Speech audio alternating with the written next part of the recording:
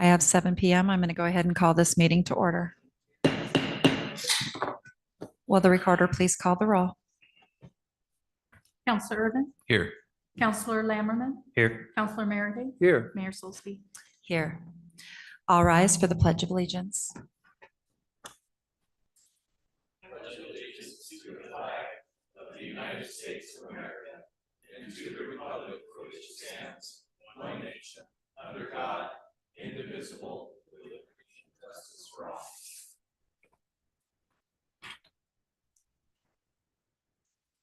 Thank you. Items to be added to the agenda, I see none. Item A, City Council presentation of the Main Street Revitalization Project construction. Public Works Director, Mr. Stewart. Yes, please. Good evening, Mayor. Thank you, and good evening, Council. So for us in Public Works and hopefully for the Council, this is going to be an exciting presentation. This has been in the works for quite some time. The revitalization plan was first adopted in 2015, and we were awarded the EDA Main Street grant on October 22nd, 2022. So we've been working on construction documents. This item has been before the council late in 2023 for guidance on sidewalk widths and number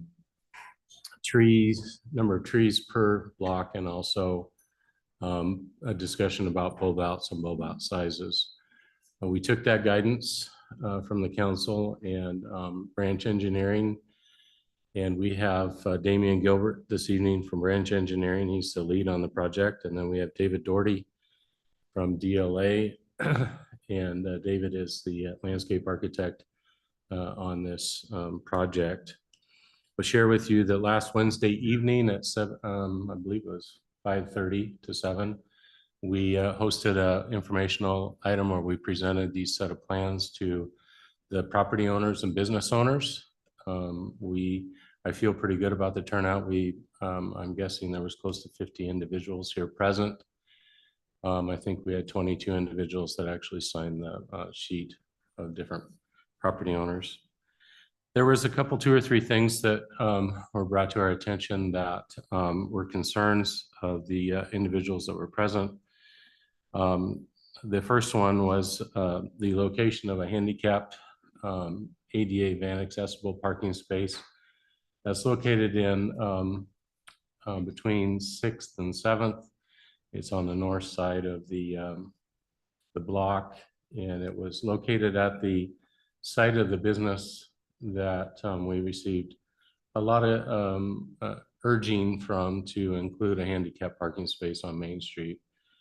And so throughout the conversation, we learned that there was a new tenant in the building next door, and they used a lot of that area for their tables and to serve their patrons. So our engineering team is sliding the ADA space to the east, 1 parking space to free up the space in front of that business so that it can accommodate its customers. So we believe we've addressed that. The other concern that was brought up was the conversation about 4-way stops, replacing the 2 lighted traffic signals with 4-way stops. There's concern about the safety of folks using that facility change. And so this evening, Mr. Gilbert will present his reasoning for proposing the 4-way stops and the justification behind it. There's studies and information. I just want to point out to the council and the members of the public that are listening that our engineers take on a huge responsibility in designing these projects. I don't believe that they have the ability to design something in that's less safe than what exists today.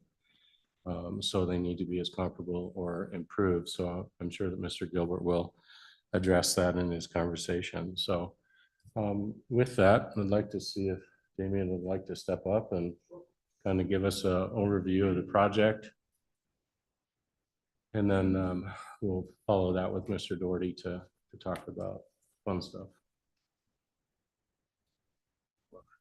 Hi there, Mayor and Council. Excuse me, thank you for having me. So Mr. Stewart did a good job of describing the project. It hasn't varied really as far as geometry and things like street trees and the bulb outs from what we discussed about a year and a half ago. I think I'm going to save some of the street furniture and furnishings discussions and invite David Doherty to speak about that, and maybe just jump right into the four-way stop versus traffic signal discussion, unless there's anything else you wanted to ask me about. The discussion came about amongst the design team, including myself, my staff, and some city staff also, just about what to do with the traffic signals. The original plan was to remove the poles, refinish them, and put them back in place. A number of design constraints started to make that a little bit prohibitive, as far as the location not being friendly to pedestrians for push buttons and visibility due to the changed geometry. And excuse me, the biggest concern really was just function in a downtown environment with low traffic speeds and pedestrian friendly environment.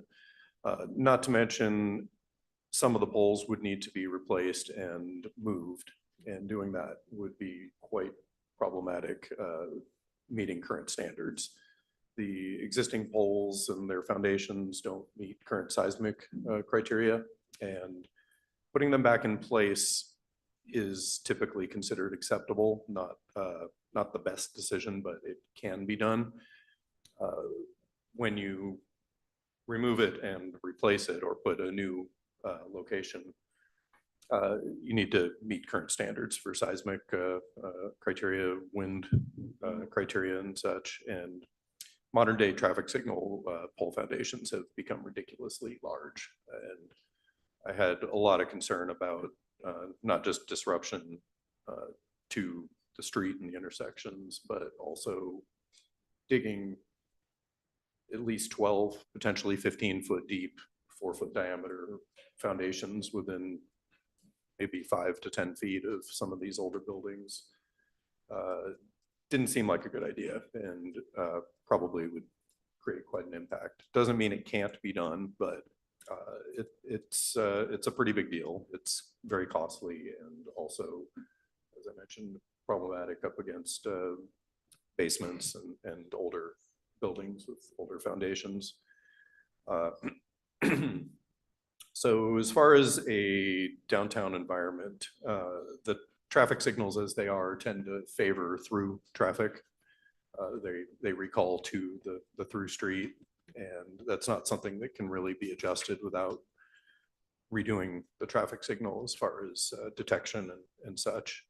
But the operations of them are not really there to have a slower moving traffic pattern that's friendly to pedestrians, and the four-way stops really are.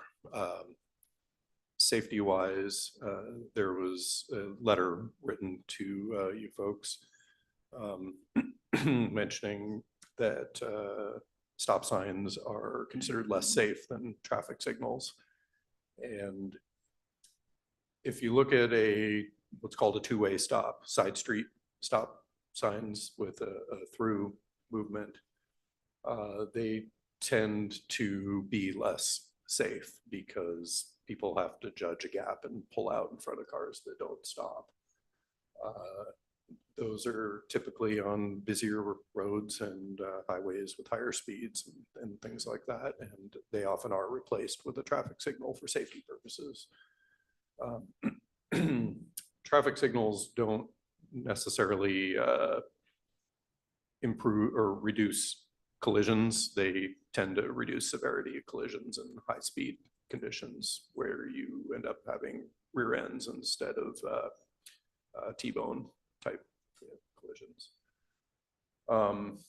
In this case, one thing that went through my mind is, do we want to try two-way stop control? And that was, I threw that out pretty quickly because first of all, it's not friendly to pedestrians. There's really nothing controlling traffic to allow a pedestrian an opportunity to cross. And secondly, the position of these buildings right up against the right of way with those corners limit sight distance to a point where I don't think it would be safe to have that kind of a situation. So we went to four-way stops as our next option. And I, throughout the process, looked at many examples. There's one out in front of my office in the center of downtown Springfield that probably has a little more traffic than this situation, but it operates quite well. The intersection's 5th and B in Springfield. And then there are a couple of instances in downtown Eugene where they have removed signals and replaced them with four-way stops, and it's actually improved traffic flow and pedestrian safety and comfort quite a bit. And that was basically, it was a balancing act with which direction do we go, what's going to be more of a downtown environment that slows traffic, discourages through traffic, and is friendly to pedestrians, and the all-way stop is where we ended up. So I guess with that, does anyone have any questions for me about four-way stops versus traffic signals? Counselor Lammerman. So being that we're mainly focusing on ADA compliance issues and with the traffic lights, what kind of control devices are there for pedestrian safety? With the traffic lights, you get a walk signal that would indicate to somebody that they can walk. It doesn't mean a right turning vehicle will necessarily obey that, but in essence, you do get a walk call to be able to cross the street. So the reason I asked, if we switch over to a stop sign, are we still going to keep some sort of signage or indicator for pedestrians to be able to walk? Because we do we do have quite a few vision impaired people that every day walk down the street. Is there going to be something there to indicate to them that it's okay to walk across the intersection? Because right now they have a bell that dings for every second. That way they know it's safe to go across. Certainly. Are we going to keep something like that for them, or is that not going to be an option? So I don't believe there's audible signals today, but There's not. okay.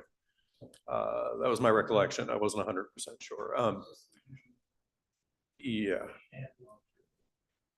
And just to be clear, an intersection like 99, for instance, that needs to be a traffic signal. There's really no other way to address it other than really outrageous things like roundabouts, which I don't really want to get into that right now as far as pedestrian safety. But as far as what indicates to a pedestrian they can cross, it's generally right-of-way law and rules that are typical of all intersections. All intersections are considered crosswalks, marked or unmarked. All of these will be marked crosswalks. We'll have stop signs, so cars are required to stop as they are at other intersections with stop signs. As far as signing for the pedestrian, I'm not sure of any that would come on and say you could walk or anything that's actuated for the pedestrian.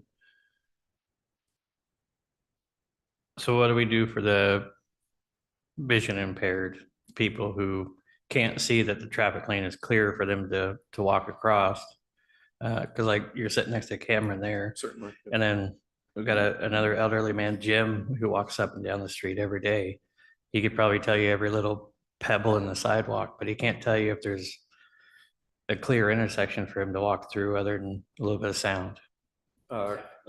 Right, there is the listening, the signaling with a wayfinding cane, and basically you count on assignment of right of way as you would at really any intersection that doesn't have a traffic signal.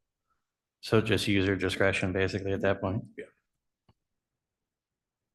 But I would point out, and I believe maybe the police chief could let you know, that it is rule of the law that pedestrians have the right of way. So it is the responsibility of people driving to yield the right of way to the individual that appears to be entering or using the crosswalk. Well, in defense to that, we wouldn't need a police department if everybody obeyed the law. I mean,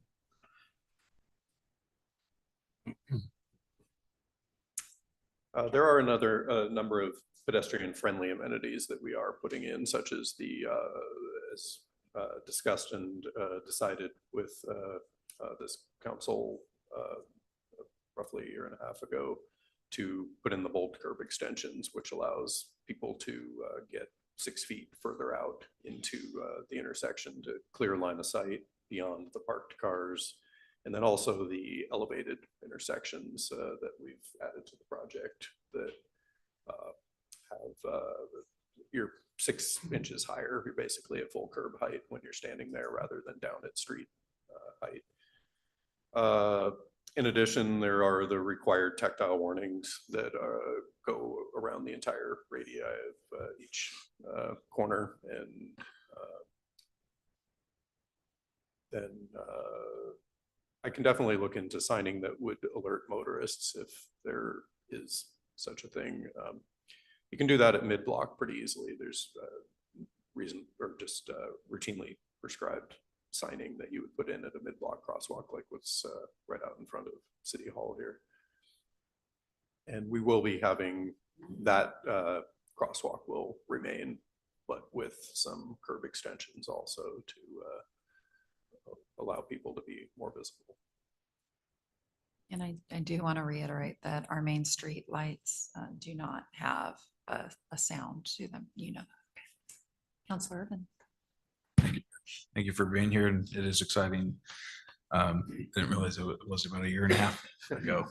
It's been a while, and I'm really excited to be at this point. I was trying to recall from the previous conversation, I had a recollection of actually desiring to see sidewalks as part of this.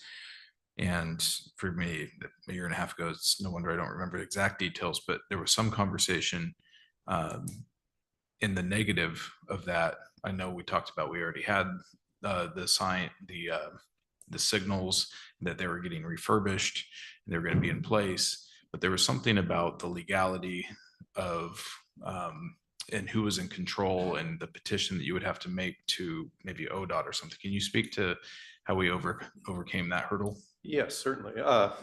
So at the time, it was more of a cautionary statement, I believe. You can't just put up stop signs wherever you want or remove traffic signals just because it seems like a good thing to do. You actually have to do an analysis and look at it. And this one was pretty straightforward. They did update the applicable criteria to allow warrants for a four-way stop where there is not a signal currently.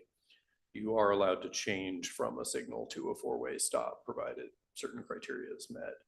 And in this case, because of the positioning of the buildings and the visibility of being able to see pulling out from the side streets, the four-way stop is considered an appropriate measure. Councilor Merryday. Thank you, Mayor. Thank you for being here tonight.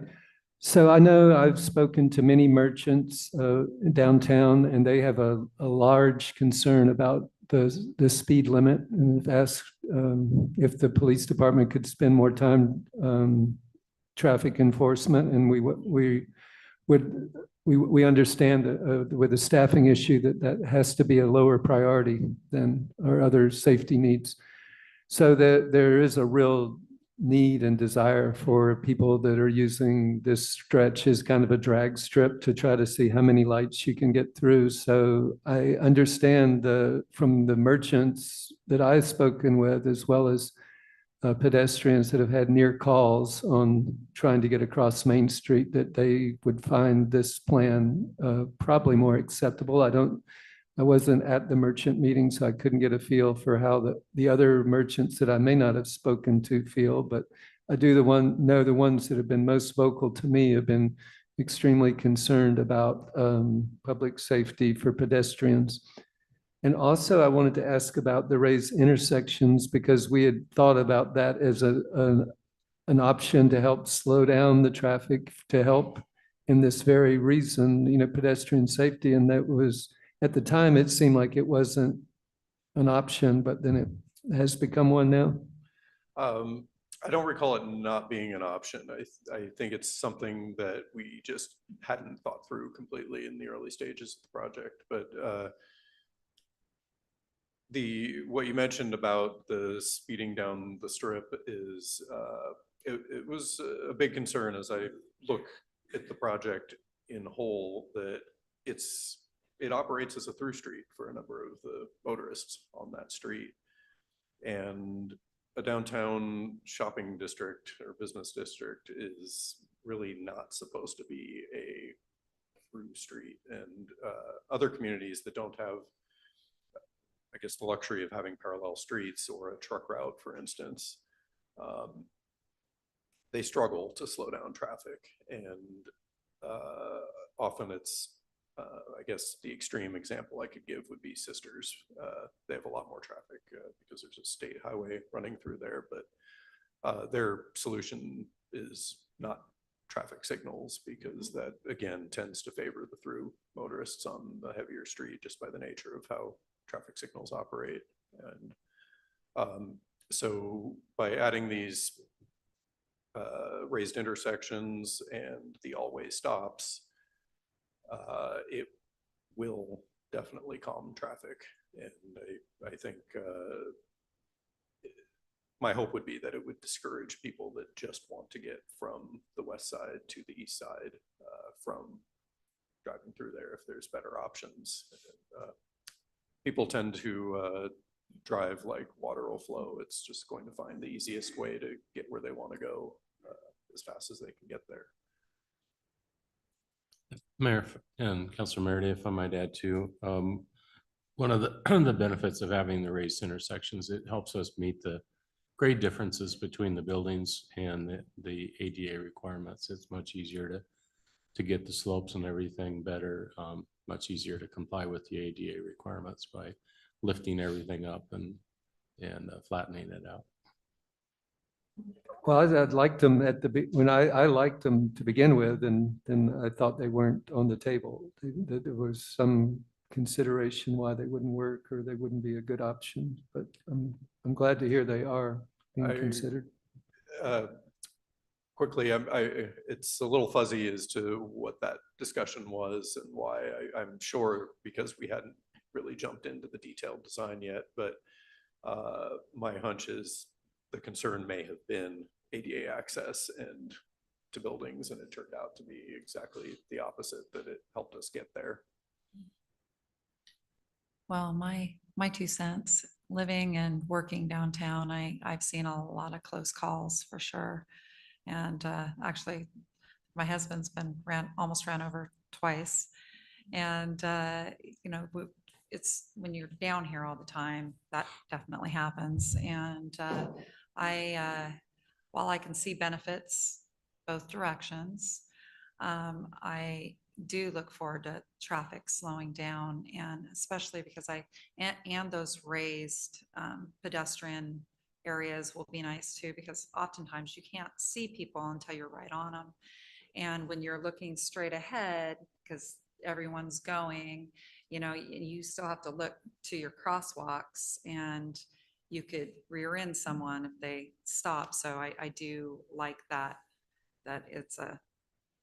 it's just, I think about safety. Also, my other positive that I think about a lot is the wear and tear on our roads with so many big trucks using it as a thoroughfare. I've always thought that that would be kind of sad to redo downtown and then have that wear and tear, Starfire, before they replaced out in front, that area was so bad just from all the big log trucks. And, I think that'll really extend the life if this is a possibility to do. Anyone else? Counselor Irvin? I was listening to the radio. It sounded like there was a height difference between one side of the street and the other, and that presented challenges. How, I didn't quite catch how that got mitigated in this plan, or, how did you solve for that? That was one of our more difficult problems to solve. A typical street section has a crown. It'll run stormwater from the center outward to curb and gutter. And for roughly half a block on 2 of the blocks, we had to shift to basically a one direction shed. It's the same slope, but it all runs from one side to the other. And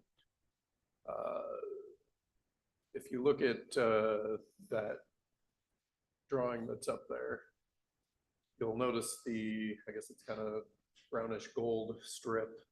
It's a 4-foot strip between the curb and the rest of the sidewalk.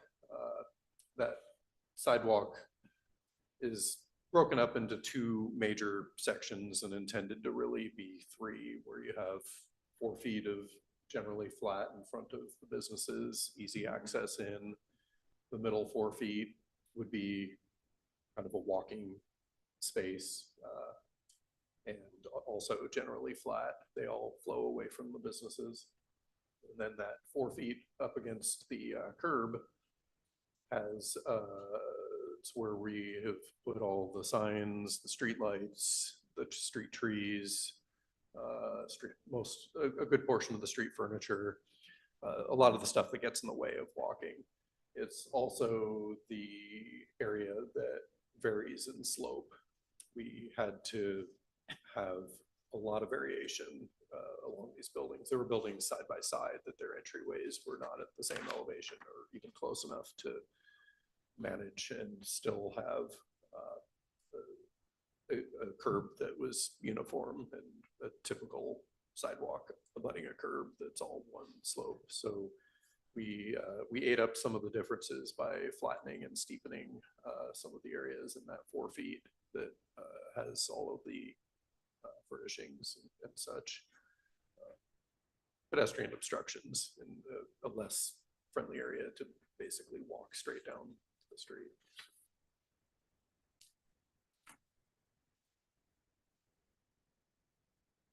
So which blocks had the mono slope? Looking up there, I'm blanking. It's a half a block, and I believe it's between 5th and 6th and 6th and 7th. They're easy to identify on our plans because they have concrete under the parking spaces to also make it flatter. We had to throw a lot of tools at this one to make everything flow with stormwater, yet be flat enough to walk and accessible and smooth.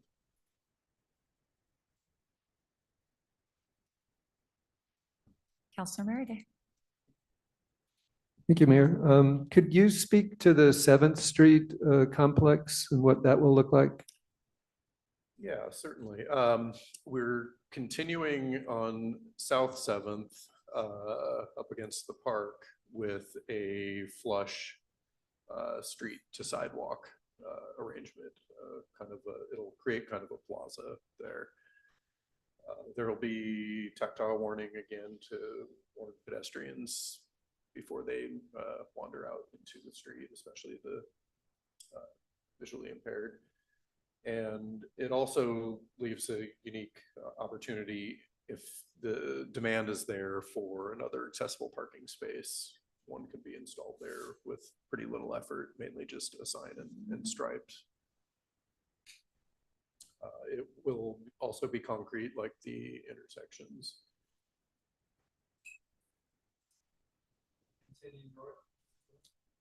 The north is, I believe that's just paving and does slope down. That's not going to be full height.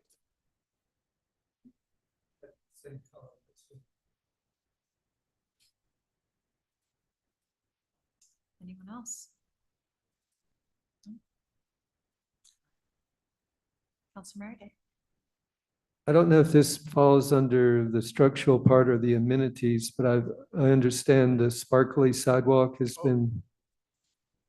So I have been almost from the get-go enchanted by Homestead Furniture's light, and I know many people that grew up here as well. That's a magical section, and as near as we could replicate that on the remaining sidewalks would be a huge compensation for losing that magical stretch. It's one of my favorite parts of the project. I'll let David dive into the details, but when you look up there, that furnishings zone that's colored the more brown color, the 4 feet abutting the curb, and the pedestrian standing bulbed curb returns, all of that is slated to have not only the sparkly concrete, but also the tighter scoring pattern that's similar to that historic look that's out in front of the furniture store. And they tried to get it in gold, but could not. Anybody else? Mhm. It's going to be nice to look at, and due to current lighting standards, we will have plenty of light on the street at night. We did go with low ornamental, historic looking light poles, and it should shine pretty nicely. If there's nothing else, thank you. Thank you.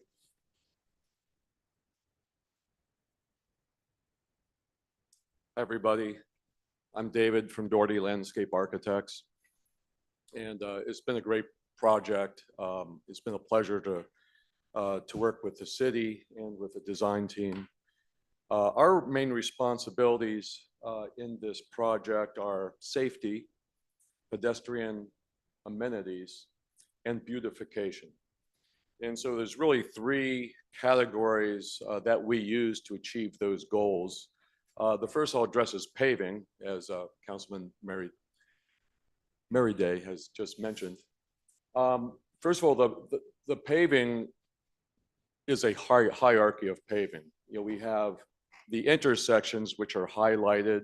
The pedestrian crossings are different than the rest. They're a tighter jointing pattern, different texture. The entire intersections are concrete, whereas the rest of the street is asphalt. Safety-wise, the curb extensions provide a safer pedestrian environment because you're more visible. And as Damien had suggested, there's less distance across the street to cross.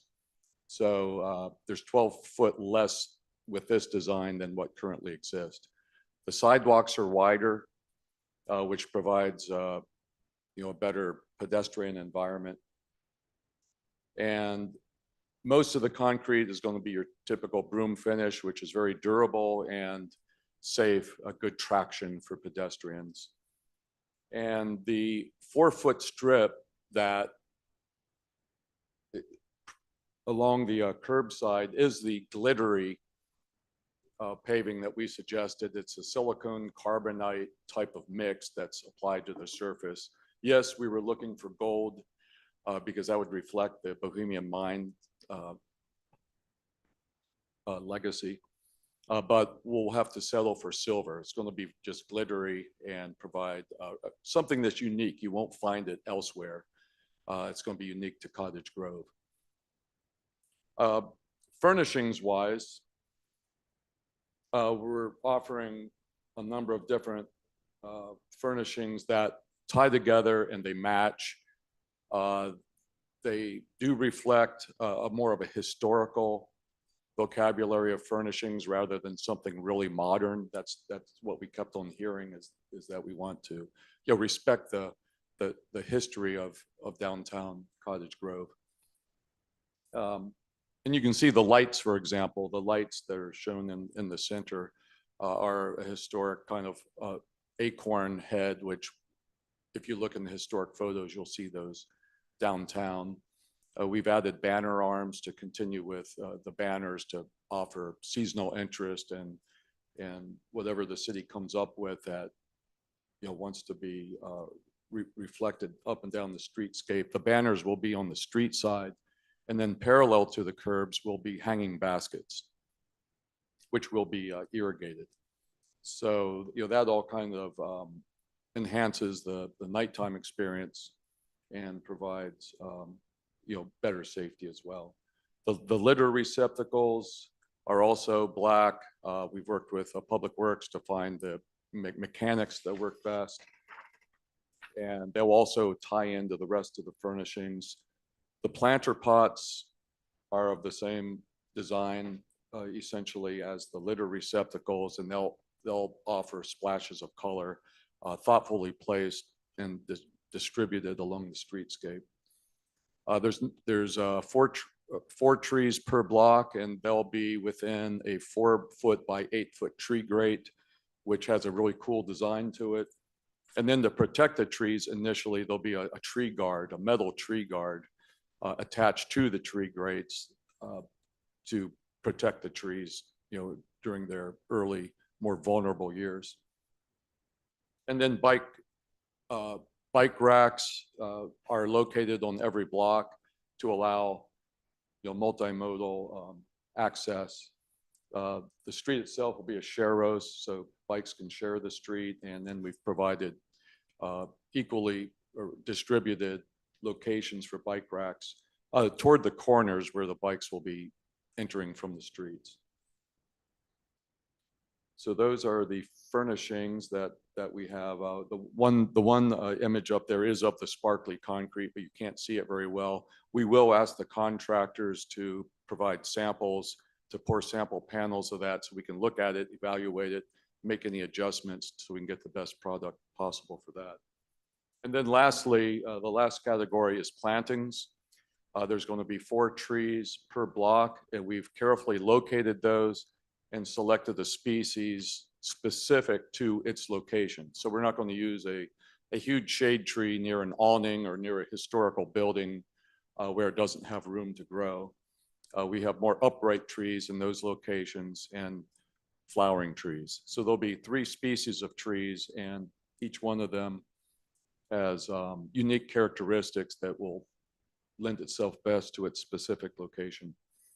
And then on the corners, we have small plant beds where the curb extensions are, and they're shaped in such a way to be composed with a bench, litter receptacles. So everything is well conceived, and there's plantings left over, planting space left over, which will be comprised of evergreen shrubs and some ornamental flowering plants to really enhance the environment at the corners.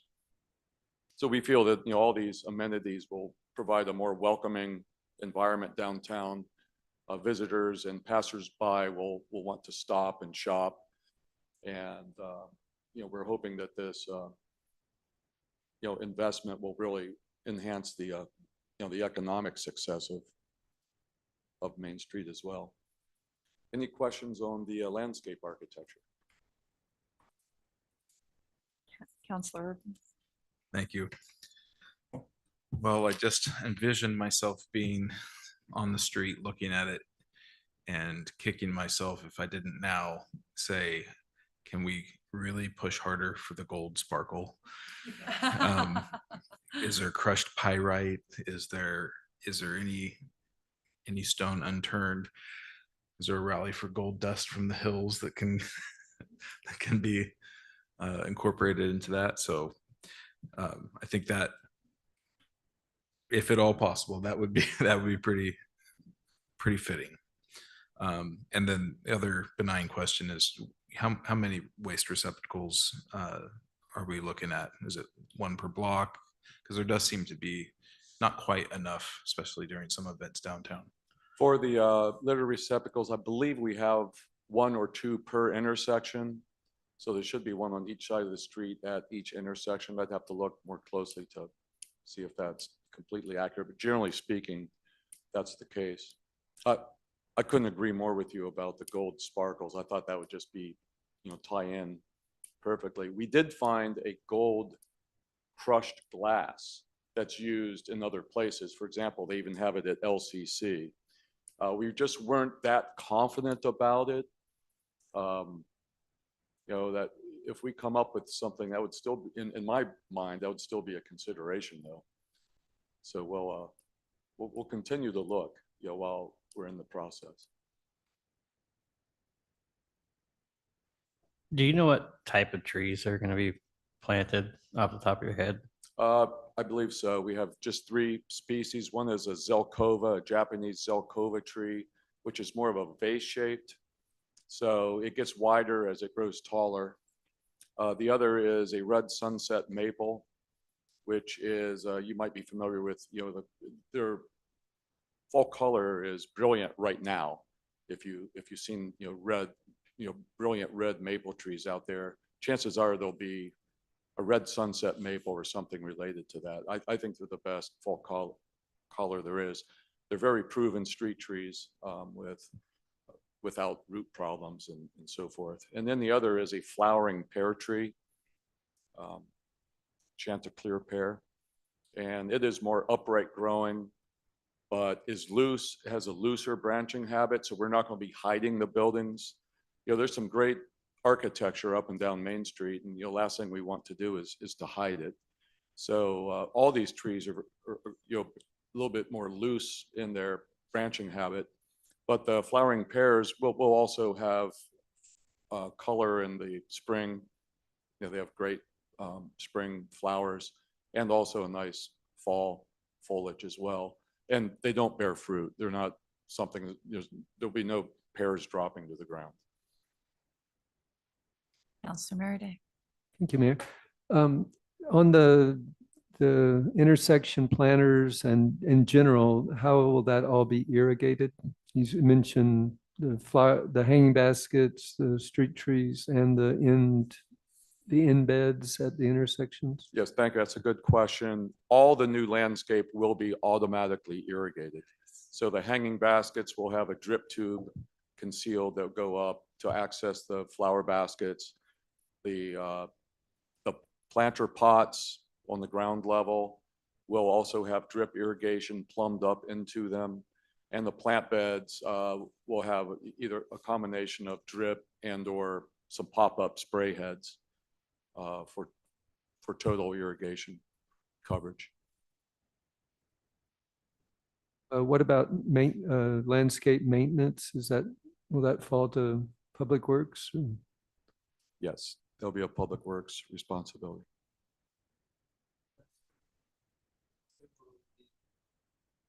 Looking at either native species that require little maintenance or like the low glowing manzanitas sort of, or things that we won't have to replace over and over with annuals. It may not be native plant material, but it's the most tried and true and proven plants, tough in difficult conditions for long-term performance.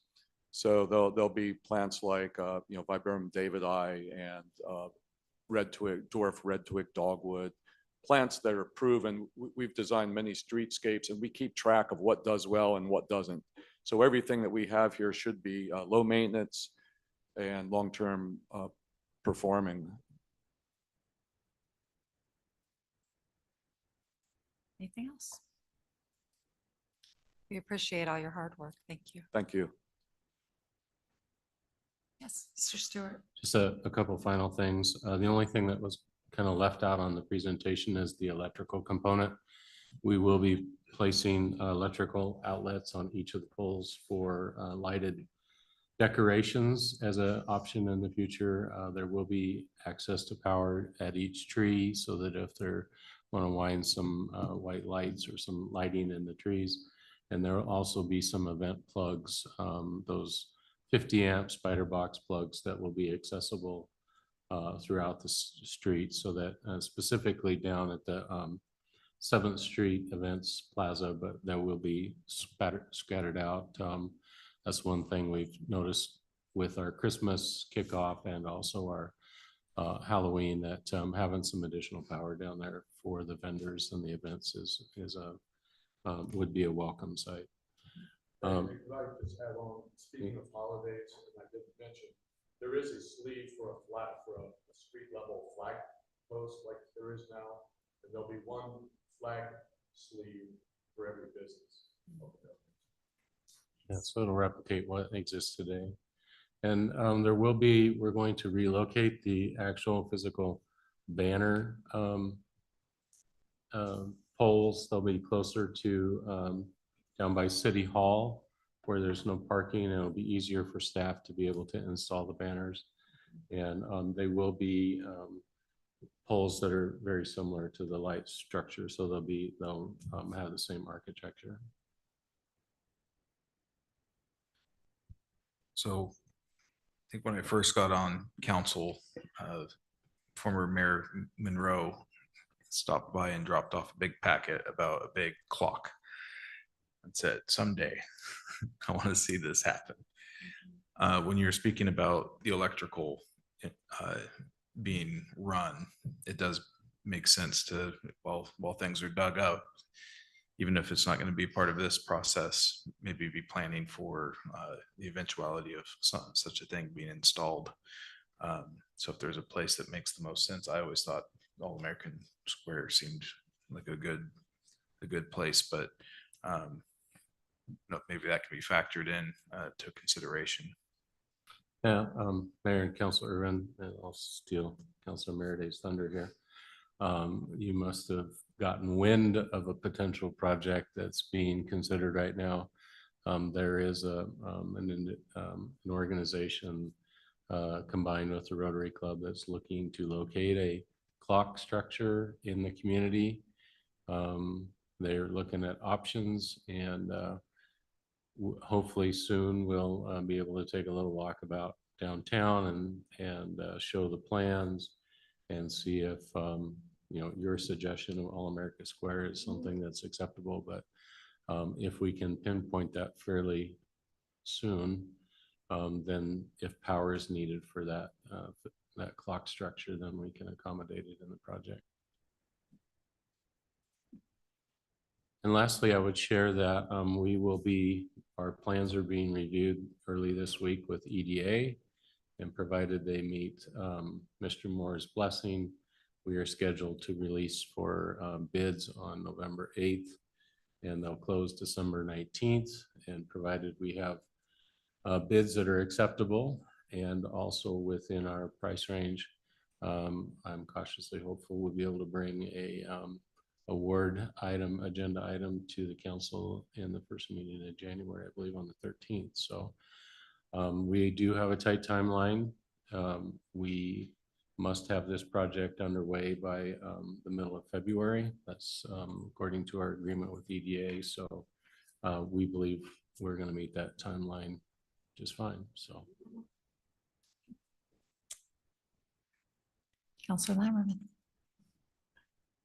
Has there been any estimates on water power costs for anything added down through here that we're not already spending? Like on top of or above?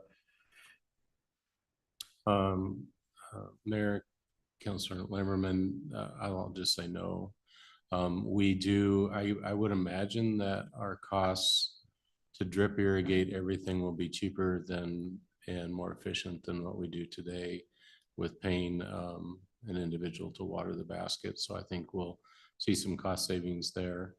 I cautiously optimistic without really knowing for sure, but everything's going to be LED lighted, so I believe that we still have lights down Main Street that are our traditional condensed bulb.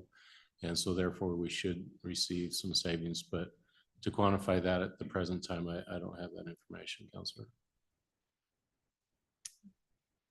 Thank you, Mr. Stewart. Thanks. All right, appearance of interested citizens. This is the time for citizen comment. The council will first take comments addressing items not listed on the agenda for a maximum of 30 minutes. The council will then take comments addressing action items on the agenda for a maximum of 30 minutes. Individual speakers must be recognized by the presiding officer, provide their name, identify whether they are a city resident, and if so, their ward. Please limit comments to 3 minutes or less with council approval. Comments regarding any matter scheduled for public hearing may be provided only during that hearing. The council will not make any decisions based on public comment. However, staff and council may choose to ask questions or comment following the conclusion of citizen comments. Feather Bousted.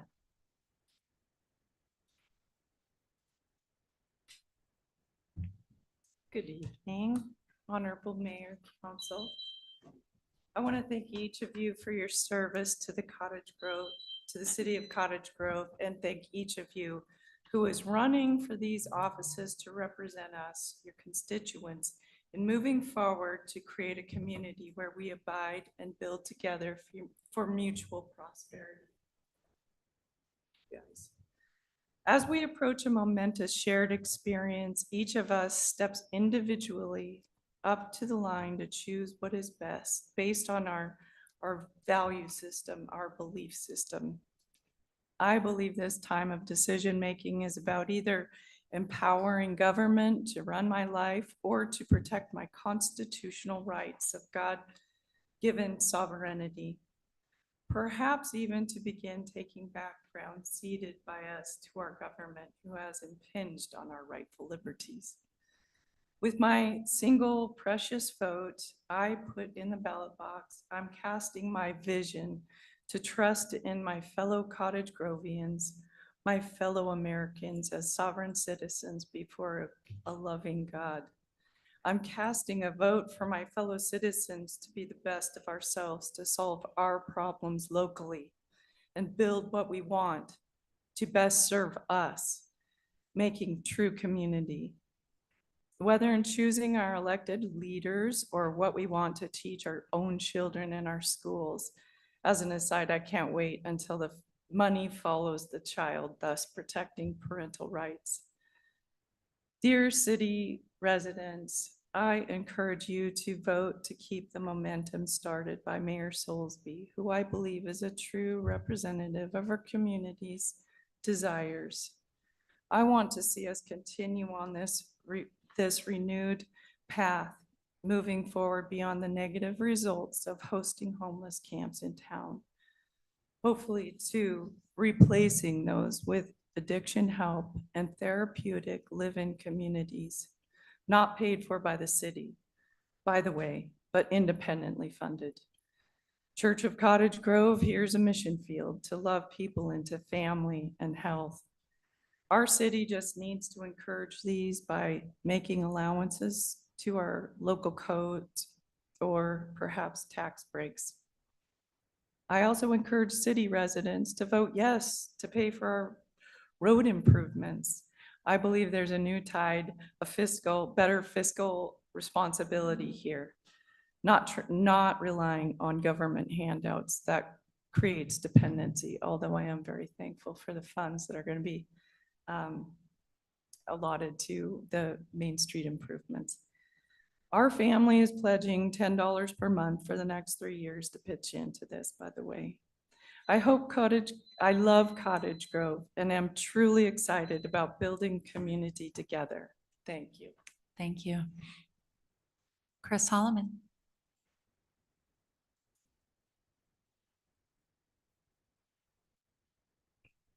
I'm Chris Holloman. I live at 324 Adams Ave, Cottage Grove.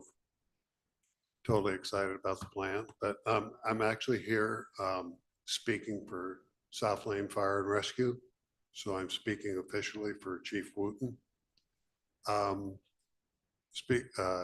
Visiting with him, I'm on the South Lane board, fire board. So I'm asking the city, both Public Works and the city council and mayor, the city to communicate with South Lane Fire and Rescue over the plan. My understanding, according to the chief, is that there has been no communication about the plan with South Lane Fire and Rescue. There is a concern with South Lane Fire and Rescue because of the Opticon system of being able to control traffic lights in the city of Cottage Grove and the 2 traffic lights that are on Main Street in the historic area. There's also a concern from Chief Wooten has a concern also with the plan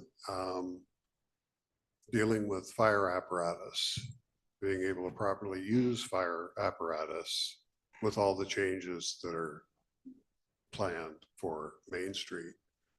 So South Lane Fire and Rescue was just asking the city to communicate and involve South Lane Fire and Rescue in the plan. And the chief is very pro keeping the traffic lights because of what it offers in emergency conditions, and very adamantly against changing the Opticon system carrying through the rest of Main Street on the east main system. So we're just officially asking the city of Cottage Grove to communicate with South Lane Fire and Rescue for the impacts that it might have or could have with fire and rescue for the citizens of our community. Thank you.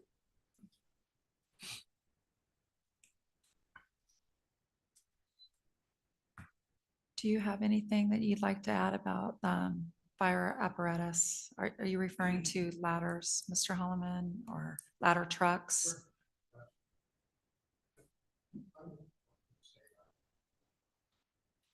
Probably answer, right? Briefly, the street tree selection was intentionally, we did look at how they interface with the buildings, but more importantly, what we were told up front was something that was really important to fire access was eliminating street trees at intersections. So we've done that. And I wish that I took the name of the gentleman that I discussed this with last week, but we did look at, hi. We did ask about it and hear some input about it, and high ladder access will be greatly improved with the project. Those big tall trees will not be there anymore. And if there is anything in particular that jumps out in the project, it's not too late to make adjustments. Great. Thank you. Johanna Z.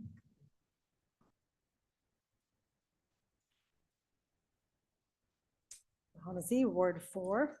And I assume if I live in a ward, I'm in the city limits, right? So, Madam Mayor, councilors, I'd like to first commend our law enforcement. I've heard of a couple of incidents recently that were actually handled quite efficiently and professionally. So thank you guys for that. And I really appreciate the work city staff has been doing. I think we're truly on a healthier path now. Regarding last meeting's comments by a few unhoused residents, I found one to be quite genuine. The other two I felt were pretty coached. And it's certainly not the language of these guys because I've had conversations with them. I think people are being used to promote an agenda. So regarding the times, the comments on the times for the dusk to dawn site, perhaps you guys have already done this, but I think it really makes a lot of sense to change the hours for a winter hour, something that reflects more of the light, something like 5 p.m. to 8 a.m., I think makes a lot of sense for that. And I'm hoping Lulu's Dog Park is opened up again soon, and maybe I missed it, maybe it has been, and that the unlawful camping around it is enforced for the sake of the neighbors around there and for the benefit of those individuals, because I don't think it serves people to allow them to violate the rules. And on my way here, I was also told, and there were complaints about a lot of camping out 16th Street as well. So not a week goes by that I don't hear something or have some retaliation or repercussion that you or one of your friends, Councilor Meriday, has said about me. You're very angry about the recall and ascribe things to me that are not actually accurate. Your name calling and your divisive nature are incongruent with your platform. You have never even approached me or asked me any of these questions, but you start spreading these things about me. I had hoped that you would remain on the council after the recall and, pardon the cliche, but speak for the trees, right? I'm an environmentalist in a different way, but without the fear-based narrative that you sometimes spread. So I had hoped that you would do that, but instead, you chose to kind of go full force at people, being spiteful by running for mayor when what I've heard a lot from older Grovers, that she's the best one we've had yet. So I am not concerned about you winning, though I believe there will be so much less trust for you now and any of the decisions that you make or people you're associated with. So I'm sad about that. You have convinced others of information that is not accurate, and you have others speaking for you, and we can kind of see through that, all right? So the message you're sending by your behavior is that if you go against the status quo, if you question anything, there's going to be repercussions and there's going to be retaliations. And I've certainly experienced that for about 3 years now, and certainly more so in the past 6-8 months. But guess what? I'm still here standing, Dana, right? You can't intimidate me with this. We don't expect perfection, but honesty, vulnerability, and a willingness to work with others and to listen to your constituents. And this has been gravely lacking. And I just want to end on a higher note if I could, please. I'm really excited about the changes to downtown. Even if we don't all agree on all the details, I think this process is going to help fine tune how the city engages with residents to bring them the details and the information about things that will affect them. And I really think this is a great move moving forward for our city. So thank you. Thank you. Mr. Sauerwein, did you want to comment on the hours? Thank you, Your Honor, members of the council. I'll be talking a little bit later with the chief and I both about what's going on with the 12th Street camp. But one of the things that we'll be proposing is that we change the hours from 7 p.m. to 7 a.m. to 5 o'clock p.m. till 8 o'clock a.m. The main reason that we'll be doing this is we'll be trying to transition from having our folks from One Security open and close the camps to having it be done by city staff. And that way we'll be minimizing overtime for city staff if we, again, open the camp at 5 p.m. and close it at 8 a.m. Thank you. Councilor Meriday. Thank you, Mayor. Johanna Z., I would like to respond to your comments. I am an honest person. I do try my best to work with all people. I do listen to people. I have seen your fingerprints on a lot of things in the community that I do not approve of, and I've spoken to those freely. I want to ask what investment you have made here. I'm a taxpayer. I have chosen to live in this community and improve it in any way I can. I chose to run for mayor as an exercise in democracy. The slings and arrows, I don't even look at social media anymore. I've read so many things that turn my stomach, and obviously people don't know me. So, you can have your opinion and I will have my opinion, and I will speak my opinion freely. And I work just as hard as anyone to try to make this a better place to live. If if for the recall, the only reason I'm sitting here right now is you need me for a quorum, because I was on your list. I've heard you on Rick Dancer taking claim for the credit for helping organize the recall. I do not have an objection with a recall because of the right. I have a question for the reason. And yes, it's been a very disruptive time. I think leadership could have handled it much differently. I think we could have all sat down at the table and tried to work it out before it came to this. And yeah, I'm not running out of spite. I'm running out of choice. There is another choice. And citizens, I hope you use your choice wisely. Thank you. Anyone else? All right. Public hearings, I see none. Consent agenda? Move approval of the consent agenda. I second. We have a motion with a second. All those in favor signify by saying aye. Aye. Aye. Aye. Unanimous. Opposed? Resolutions and ordinances, I see none. Business from the City Council. Item A, City Council update of Stormwater Master Plan Department of Environmental Quality Grant and Loan Agreement. Public Works Director, Mr. Stewart. Thank you, Mayor. This item is an update on our effort to generate resources of revenue for future stormwater master plan. So on July 31st, 2024, the city was contacted by the Oregon Department of Environmental Quality to inform us that the city had been selected to receive a $150,000 grant to assist with the stormwater master plan update. Staff filled out the required grant application and submitted it on August 26, 2024. On October 14th, staff received the grant agreement number 020-25 from DEQ for formal acceptance of the grant. And Mr. Sauerwein, or City Manager Sauerwein, has signed that document. Finance staff will prepare a resolution for council consideration authorizing the appropriations of the $150,000 unanticipated grant revenue at a future meeting. Additionally, on August 6, 2024, the city received an intent to award the DEQ Clean Water Revolving Loan Fund for $300,000 to fund the Stormwater Master Plan update. Council might remember that we applied for that earlier on. And at that time, we were cautiously hopeful that we would receive approximately 50% of debt forgiveness on that loan. And I would also share that the loan rate at that time was 0.8% interest rate. We have worked with DEQ staff, and they're in the process of preparing the loan documents. For us to wait until October this month, actually probably be November now, DEQ was notified that they had enough resources and were going to forgive the entire $300,000 loan approved for the city of Cottage Grove. So we'll receive 100% debt forgiveness for this document. Once the loan documents are completed, staff will present them to council for acceptance. The city has until June 30th, 2028 to complete the stormwater master plan.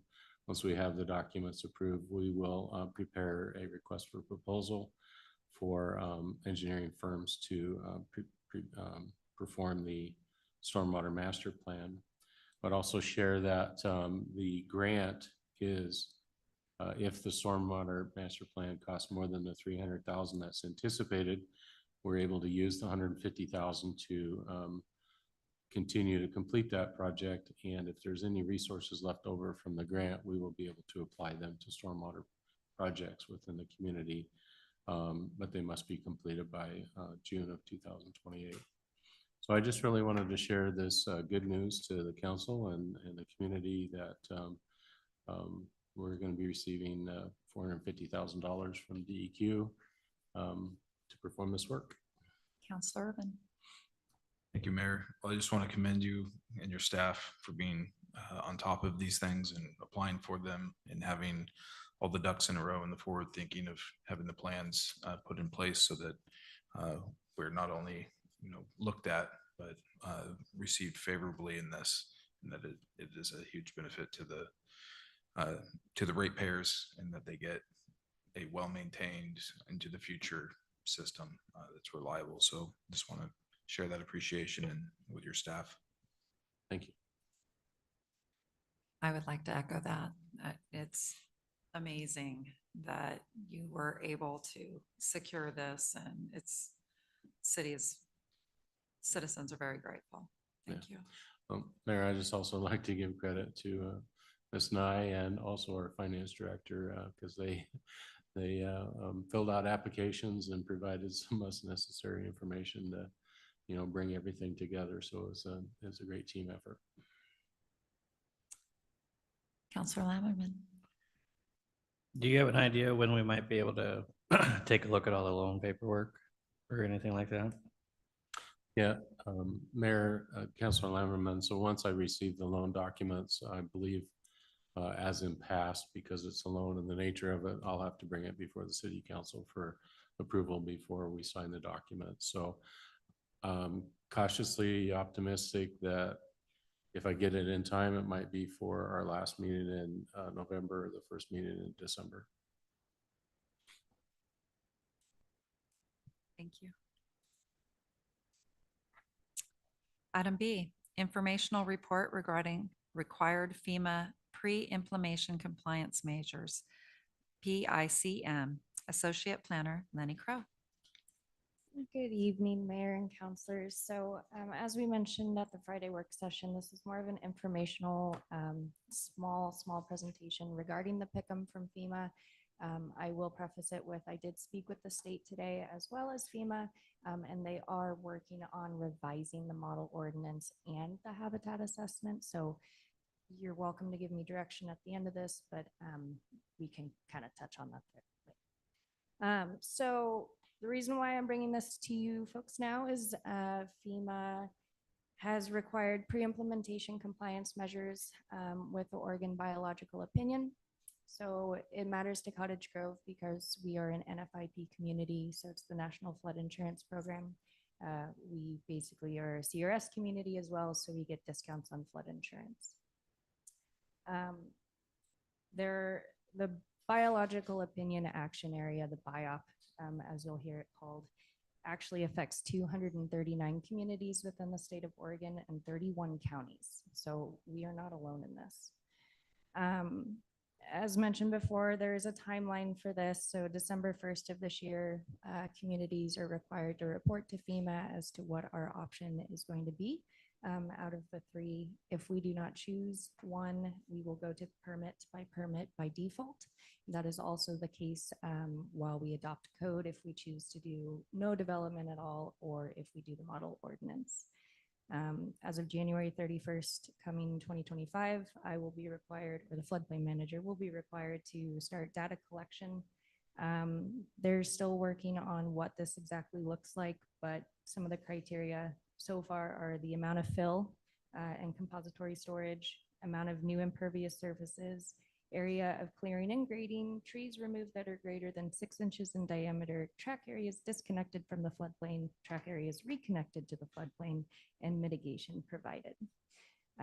By July 31st of next year, we will have to have whatever option we choose fully implemented, which means adopted by the state as well as council.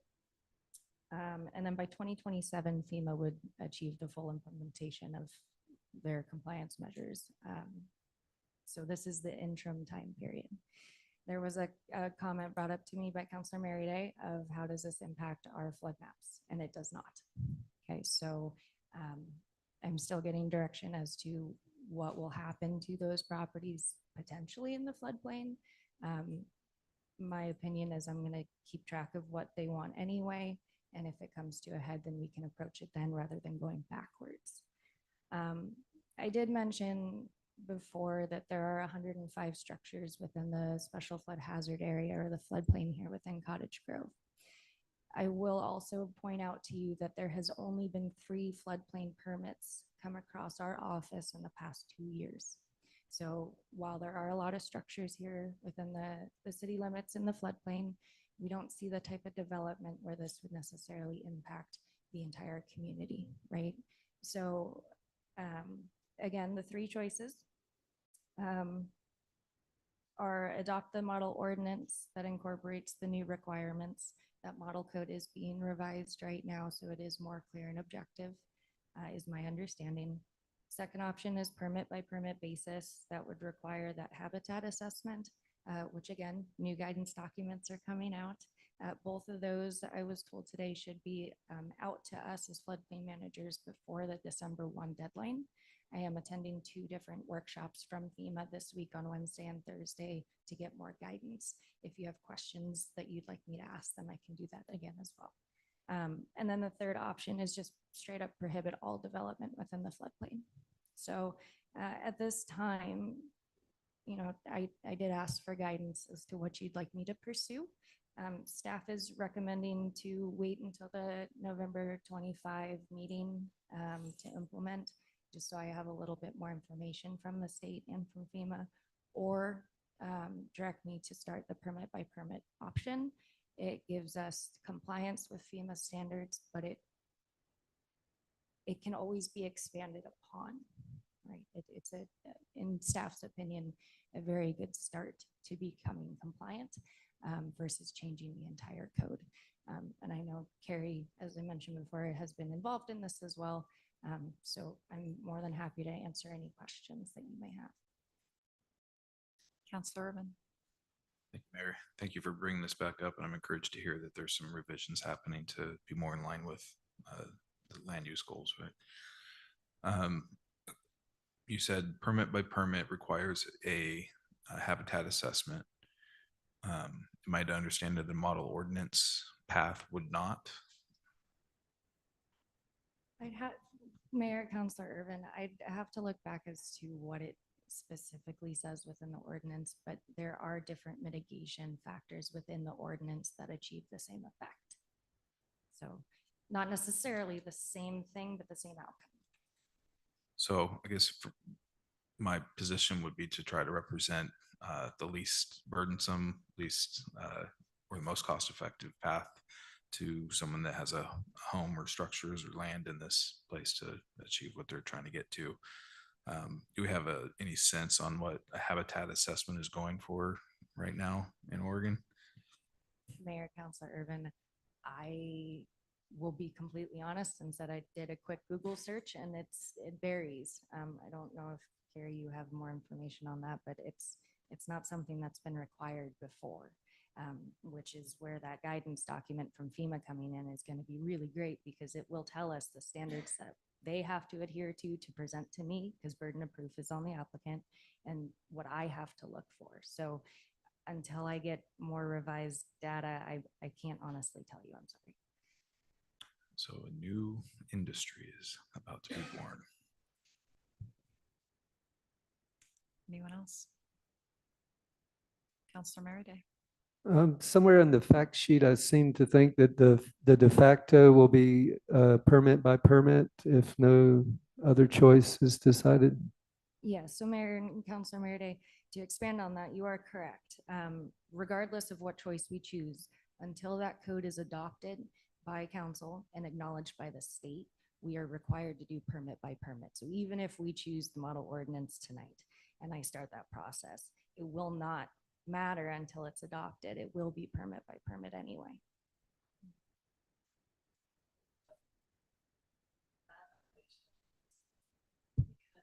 If you don't have a habitat assessment requirement in your code, the city doesn't have the authority to tell applicants coming in, go get a habitat assessment. So my take is that either the habitat assessment approach, the permit by permit approach, which they say is the default, or the model ordinance approach, both require a code amendment in order to implement. And the way that I'm interpreting what I've read so far, and it is evolving on a day-to-day basis, I have to say that your planner is actually more in touch with the agencies at this point than I am.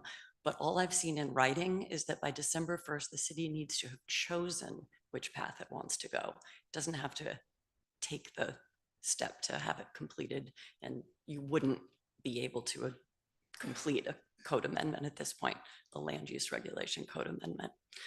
So I do think it's a great idea that you have some time. There will be more information known. But my cautionary point is that you must have a council meeting at which direction is given to staff, and staff can communicate the council's choice by or before December 1st.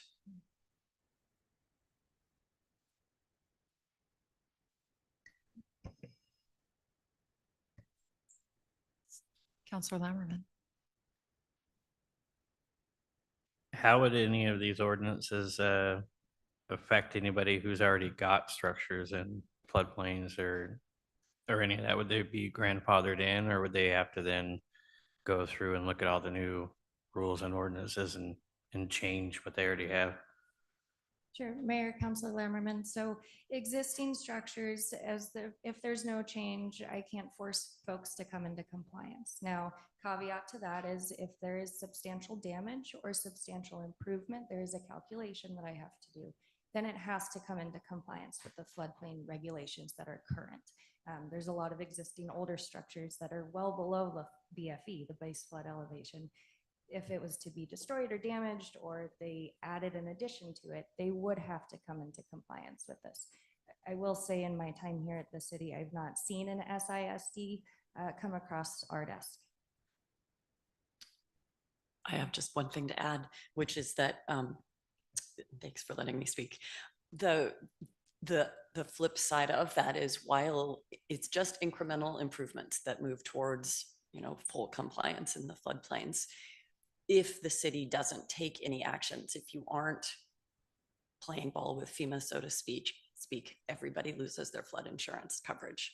They will not issue it anymore. That's the hammer that is being wielded. So everybody in the floodplain actually benefits from the city incrementally implementing this ESA approach.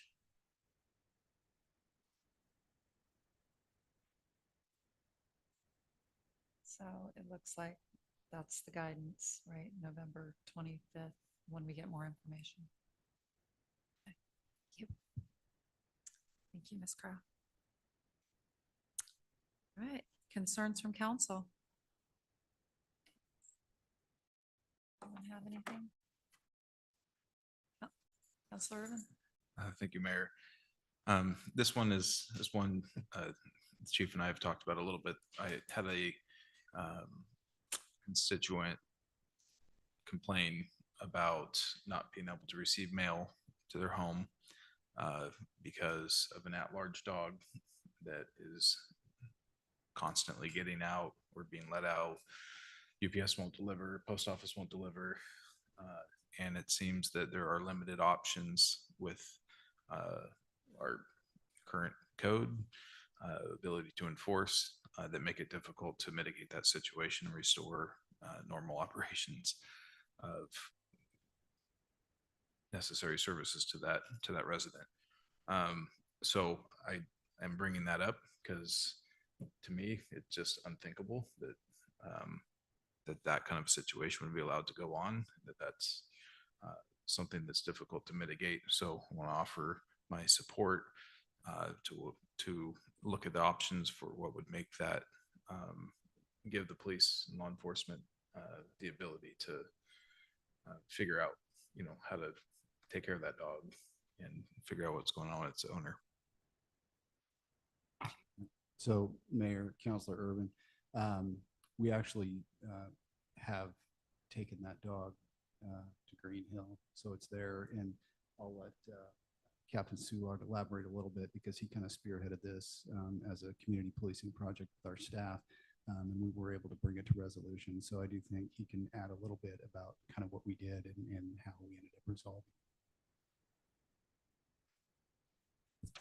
Thanks, Chief. Yeah, we did recently take custody of that animal. It's currently at Green Hill on a 10-day quarantine. Our challenge, and we have been working this as a problem-oriented policing project for several weeks now. Our challenge is we have to observe the animal in the condition that it's being described by the reporting party. I personally went out there probably a dozen times and had yet to actually see the animal in front of the residents. We've since seen it. It was able to escape, lives in a car on the street with one of the rear windows broken out. So it was able to escape several times and had been reported running loose in the neighborhood, incessant barking, that sort of thing. It actually did escape a few days ago and chased one of the residents in the neighborhood and actually bit that person. Luckily, it was very minor. But that allowed us, that gave us the legal teeth to go in and seize the animal. We did cite the owner of the animal, and we also notified the city prosecutor of that incident. That the owner of the animal has a court date pending in November. I guess the question, I mean, this must have been a month and a half ago that the people finally got to the point where they reached out to me. So I guess my question, what can the community do? What evidence is needed to provide to the police to be in support? I drove up the day I got the letter and it was out and came right up to my door. You know, what evidence needs to be gathered so that it doesn't go to the point where someone gets bit? As a community, what can we do to help? Yeah, it's challenging. I did contact the animal control through the Wayne County as well. You know, legally, there's certain criteria that have to be met for us to be able to seize the animal as an aggressive animal. One of those requirements is having a victim who's willing to essentially prosecute. And my understanding is that there was a previous bite with that animal. However, the person who was bitten didn't want to proceed with any kind of a legal proceeding. So that limited us a little bit as far as what we could do as far as seizing animals being aggressive. Can I, Mayor, Councilor Urban, I think, you know, one of the things that we could look at is our city code. And I know, you know, maybe Carrie can weigh in on this. I'm not sure. It seems to me that, you know, with a lot of these things, if there's something we can do locally with our city ordinances where we can, you know, empower the police, you know, if there's a certain number of complaints or citations or something like that related to nuisance animals, then, you know, the police would have the authority to seize that dog. And I don't know, that's why I guess I would ask Carrie if you have an opinion on that, how we could do that without having to go through the process that Captain Sewell just explained, where you have, you know, a victim come forward and want to participate in prosecution and come into court, or to get a court order to force somebody to relinquish their dog when we have numerous complaints against this animal. And even when Councilor Urban brought this, you know, forward to us, this was not new information to us. Our department was already working on this, and we had extensive call history there. And our officers had been trying and have still been trying up until this weekend when I was finally notified that they were able to finally get this dog. And it is a dangerous dog, and we knew it's dangerous, but there's just seems to be a lot of red tape and a lot of hoops to jump through for us to be able to get this dog and just take it off the street, essentially, when, you know, we all know that it's, you know, it's dangerous.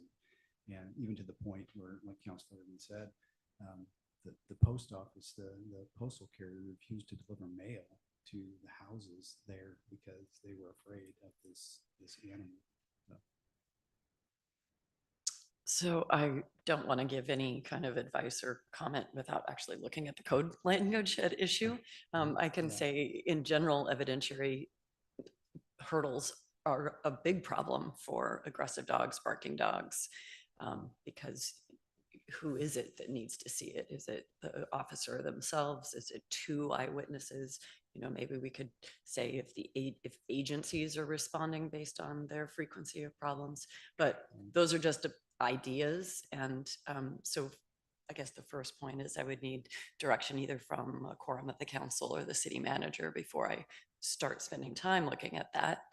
And then it would be, we'll just put it on the list to say, let's look at current code language. Let's provide you with some optional various different language, all of which are probably going to have their drawbacks.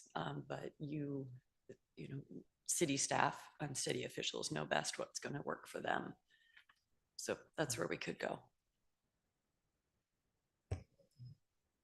Well, good evening again, Your Honor, members of the council. Obviously, this is an issue of concern in the community, and it's something staff needs to look into. So, I'll work with, police officers and with the city attorney, and we'll bring back some options for the council for language and changes to the code. So thank you. Anyone else? Counselor Merida? I would just want to make yet another appeal to honor the hard work that selected citizens of your community put in to trying to solve the roads issue. 8 citizen members served on the committee, many long meetings, lots and lots of data we looked through. The citizens really led the charge on this work. We're trying to answer your concerns about the roads. The conclusion is that we are on a very limited income, and that comes from our tax structure.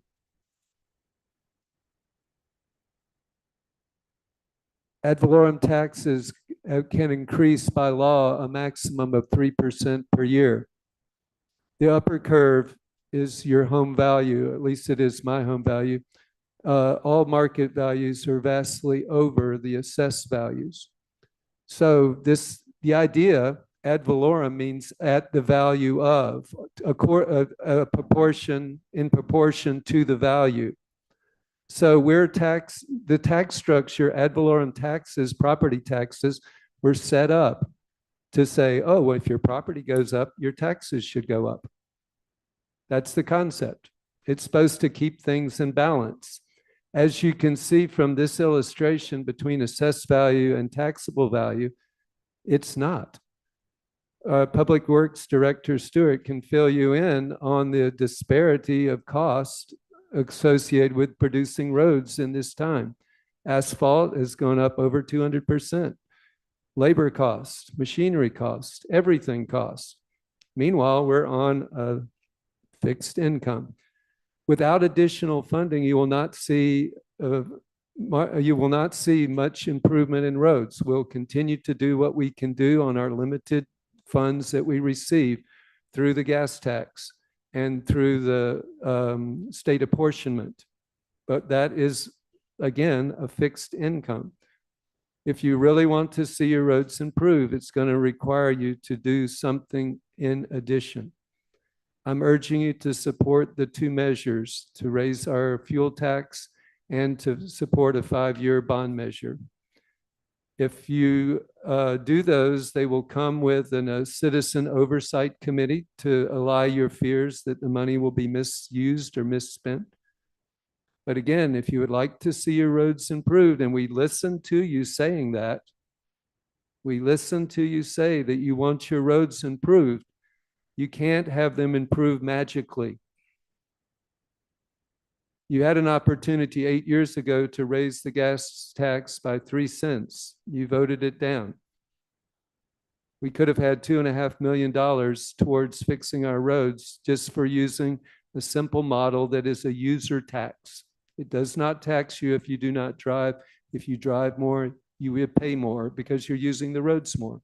To me, it's a very fair tax. So again, if you would like to see the roads measurably improve, I would urge you to support the 2 measures. Again, brought to you by the hard work of your fellow citizens, including Mr. Holloman. Thank you for coming to all of those meetings, Chris. Counselor Lammerman. Thank you, Madam Mayor. Real quick, we're looking at redoing Main Street, making it pretty, making it to where people want to come down. But I was speaking with some city staff, and I won't name names, but there's a big stress on the fact that they're spending 4 or 5 hours a day picking up trash. I'd like to see if we could do something to try to mitigate that a little bit, because that's a lot of time every day that we're paying 1, 2, 3 people to go pick up trash. I don't know how much we could do about littering, but there's some of it we can fix. And then the second thing is the recall. There's a lot of division that was created with the recall, but it's done and over. It happened. There's 3 seats that are going to be voted on in this election due to that recall. But as one of our constituents said, it's time to move on. It's time to look forward. There could be some very good positive change that happens from this. The animosity between everyone needs to stop. We need to try to heal. We need to make Cottage Grove a place for families again and instill that sense of pride and togetherness. If we don't, we're just going to keep doing the same thing over and over and over again. Thank you. Thank you. Well, I'm going to report on the lobbyists from League of Oregon Cities. They are actually working on some pretty great things. They're going to be advocating for infrastructure funding, which could help with water, sewer, stormwater, and road investments, which that would be wonderful because that's something that we've struggled with. And some of the things that they like to, in road improvements, they like to fund the big shiny projects like bridges and not so much slurry seal. And that's what a lot of the areas that we do need improvement on to make our roads last a little bit longer. So this is kind of an exciting thing that they're looking at right now. Also, they are looking at a road user fee to turn away a little bit from gas tax because of all the electric vehicles. And so they're looking for a way right now to include that so that we can collect on that as a state. One of the other things you probably heard about, Carrie, was the recreational immunity. They are going to go and lobby for that. So in the 1990s, the courts agreed that you could not be held liable for anyone recreating on private or public land if you let them use that land for free. Well, since then, there's been a couple court cases that the people have actually won. One of them was Rockaway Beach, where a woman was out walking her dogs and walked them down to the beach and then back up from the beach. And apparently there was some impairment there, but she fell with 4 big dogs, broke her ankle, and sued. And the courts awarded her.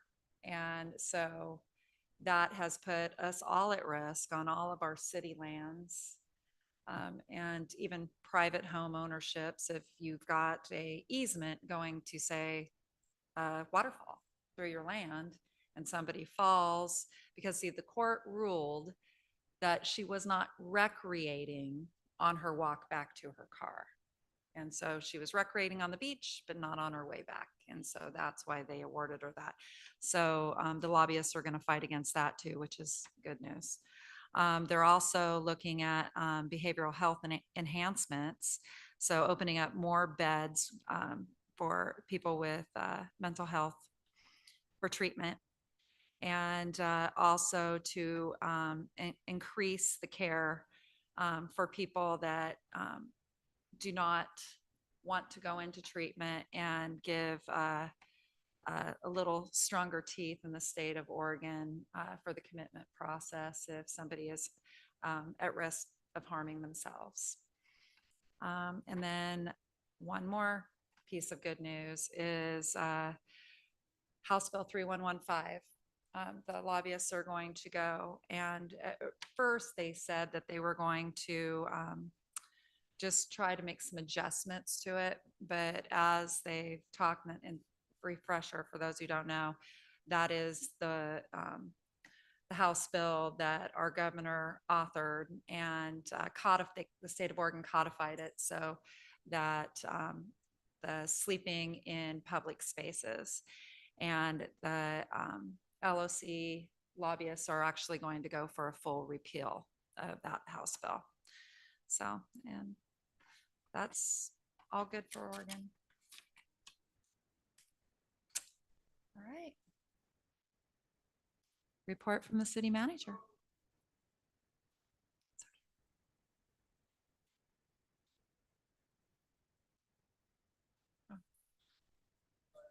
We're in a city council meeting, sir. We're in a city council meeting. I can't have you interrupt our meeting. I'm sorry. All right, report from the city manager. Well, good evening, Your Honor, members of the council. The PowerPoint that's quickly getting passed out to you.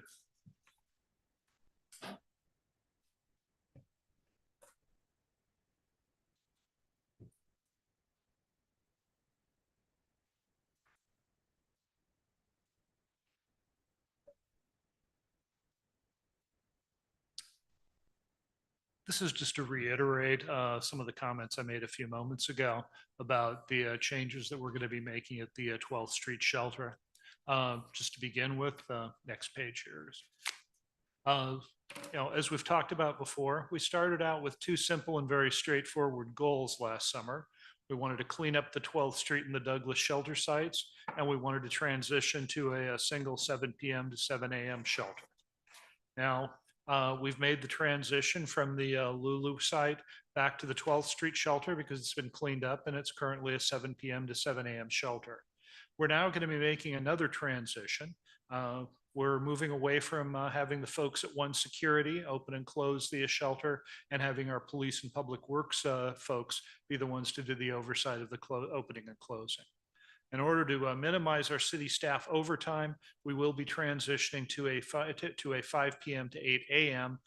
That way city staff is not having to work overtime to be able to administer the shelter.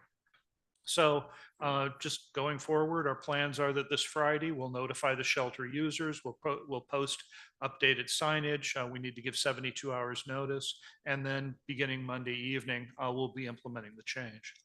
Now, initially, the public works folks will be opening and closing the shelter during the week, and the police will be doing it on the weekend.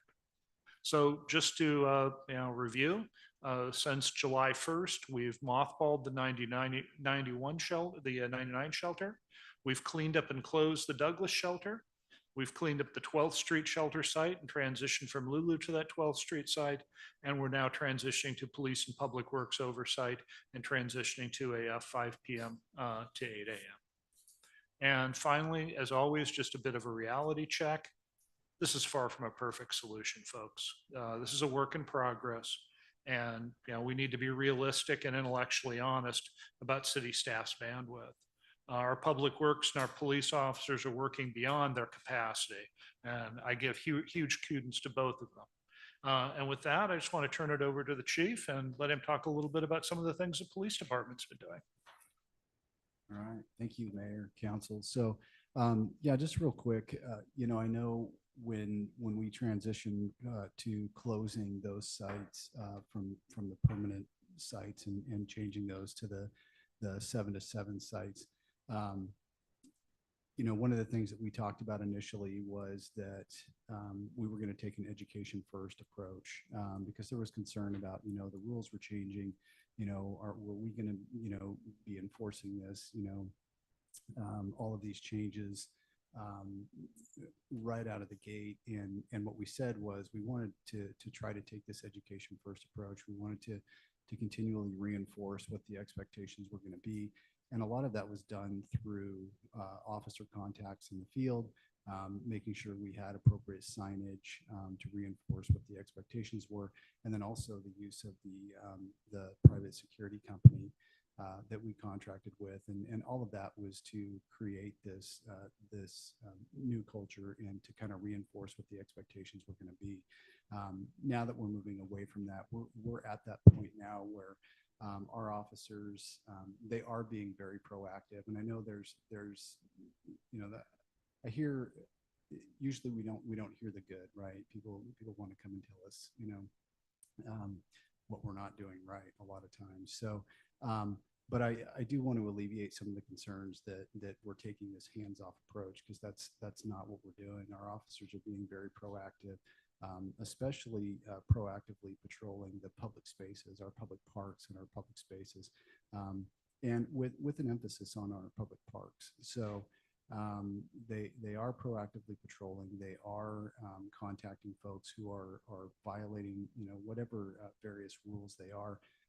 Emphasizing being in the parks after 10 o'clock when the parks close, making sure that there's no illegal activity in the evening hours, the late night hours of the parks. And so, and we do have a city ordinance that allows us to issue park exclusions if they're in violation of the city ordinance twice in a 6-month period, an exclusion can be issued. But there's also some more broad parameters that allow us to issue those exclusions if there's violations of Oregon revised statutes. And when you look at it, it's basically any criminal conduct in the parks. We can issue those park exclusions, and those park exclusions are up to 90 days. So when we issue those for those parks, if somebody comes back and violates the terms of that park exclusion, then they're already in violation of the Oregon statute for criminal trespass in the 2nd degree. So that gives us the opportunity to arrest that person for a criminal act at that point and cite them into our municipal court. So all that documentation goes through the courts, and then our city prosecutor gets that, and they can go forward with prosecution for criminal trespass. So incrementally, the consequences increase. So, we've been, very proactive and just, along with all the other things that our officers are doing, because they are extremely busy and there's a lot going on in this little town. So I do give a lot of credit to the officers for being very proactive in doing this, and I'm seeing this regularly, and including our part-time community service officer who is out there every day diligently trying to deal with abandoned vehicles and illegal parking and all of those issues as well. And I'm seeing those reports, multiple reports coming in every day from him. So there's a lot going on. We are being very proactive. Our officers are very busy addressing a lot of the quality of life issues that we've seen come along with this transition. So they're working very hard. I'm extremely proud of them for the work that they're doing, and I think we're definitely on a good path. So with that, any questions? Counselor Urban? Well, I want to share appreciation for what you guys are doing. It's a big task. There's been a void for a long time, and I do see that the officers in your department, you are well aware of what needs to be done and are working diligently towards it. I want to, I guess, kind of plug ride-alongs. I appreciate the opportunity to ride along with one of the officers, and it became very apparent to me the potential or just the situation when you do have so many new officers with so relatively little experience in the town about stuff we take for granted being here a long time.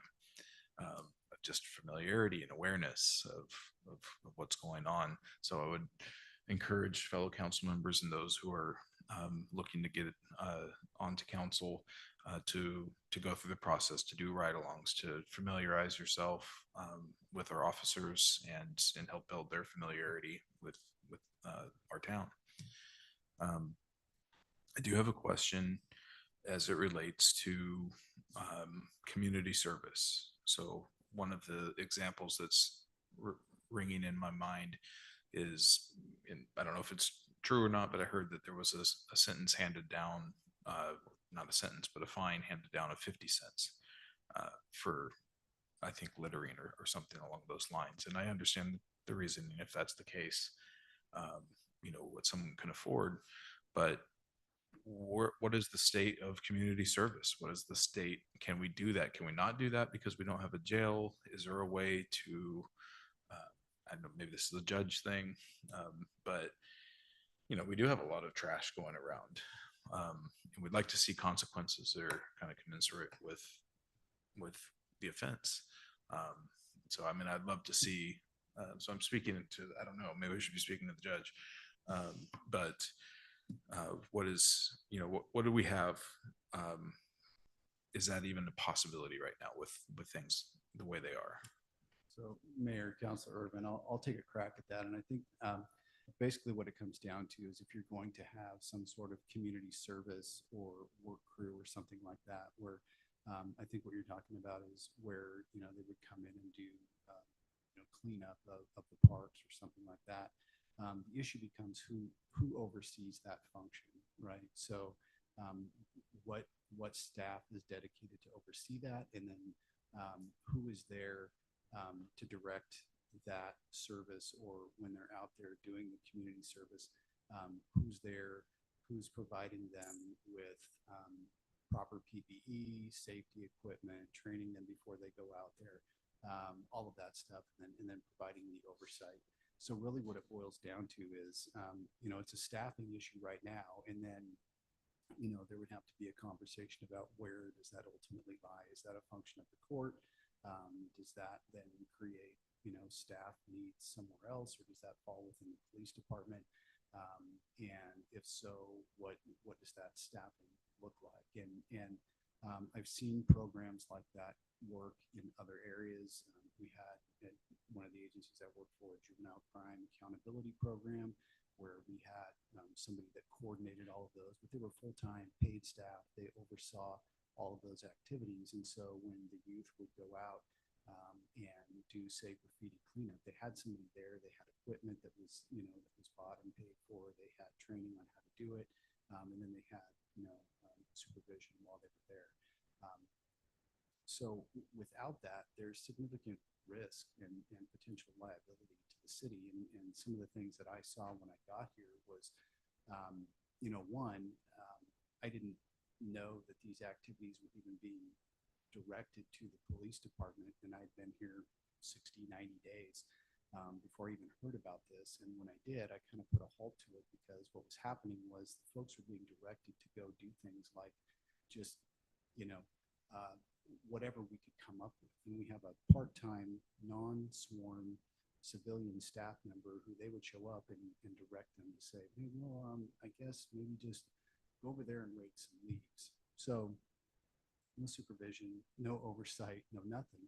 The problem becomes is that there are responsibility at that point. And if we're not providing them with proper PPE and safety gear and oversight, anything that they do, if they get hurt, if anything happens to them, then all of the liability then comes back to us. So, and that's kind of where we're at with that right now. So I do think there's value in that, but it's one of those things where it's that broader conversation that we have to decide, you all, city, and the elected officials, where we want to go with that. If it's something we want to do, how do we fund that? And how do we make that something that is viable with either the funding we have, or how do we secure funding to do that? Thank you for that. I certainly think that's a conversation we're going to have as a full council, because it comes into the direction we head with budget going forward, but as well as, to me, that sounds a lot cheaper than a jail. And it sounds like actual accountability to some degree, but you're right.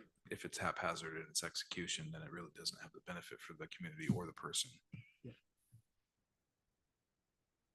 But I will say, done properly, it can be an effective tool.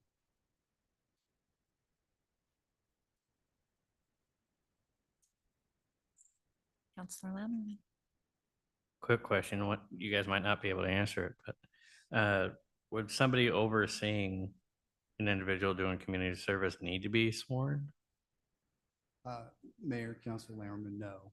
It doesn't need to be a sworn position. So it just needs to be somebody who is trained in overseeing that kind of work, understands how to manage a program, and then also how to put together, some program protocols and standards and things like that.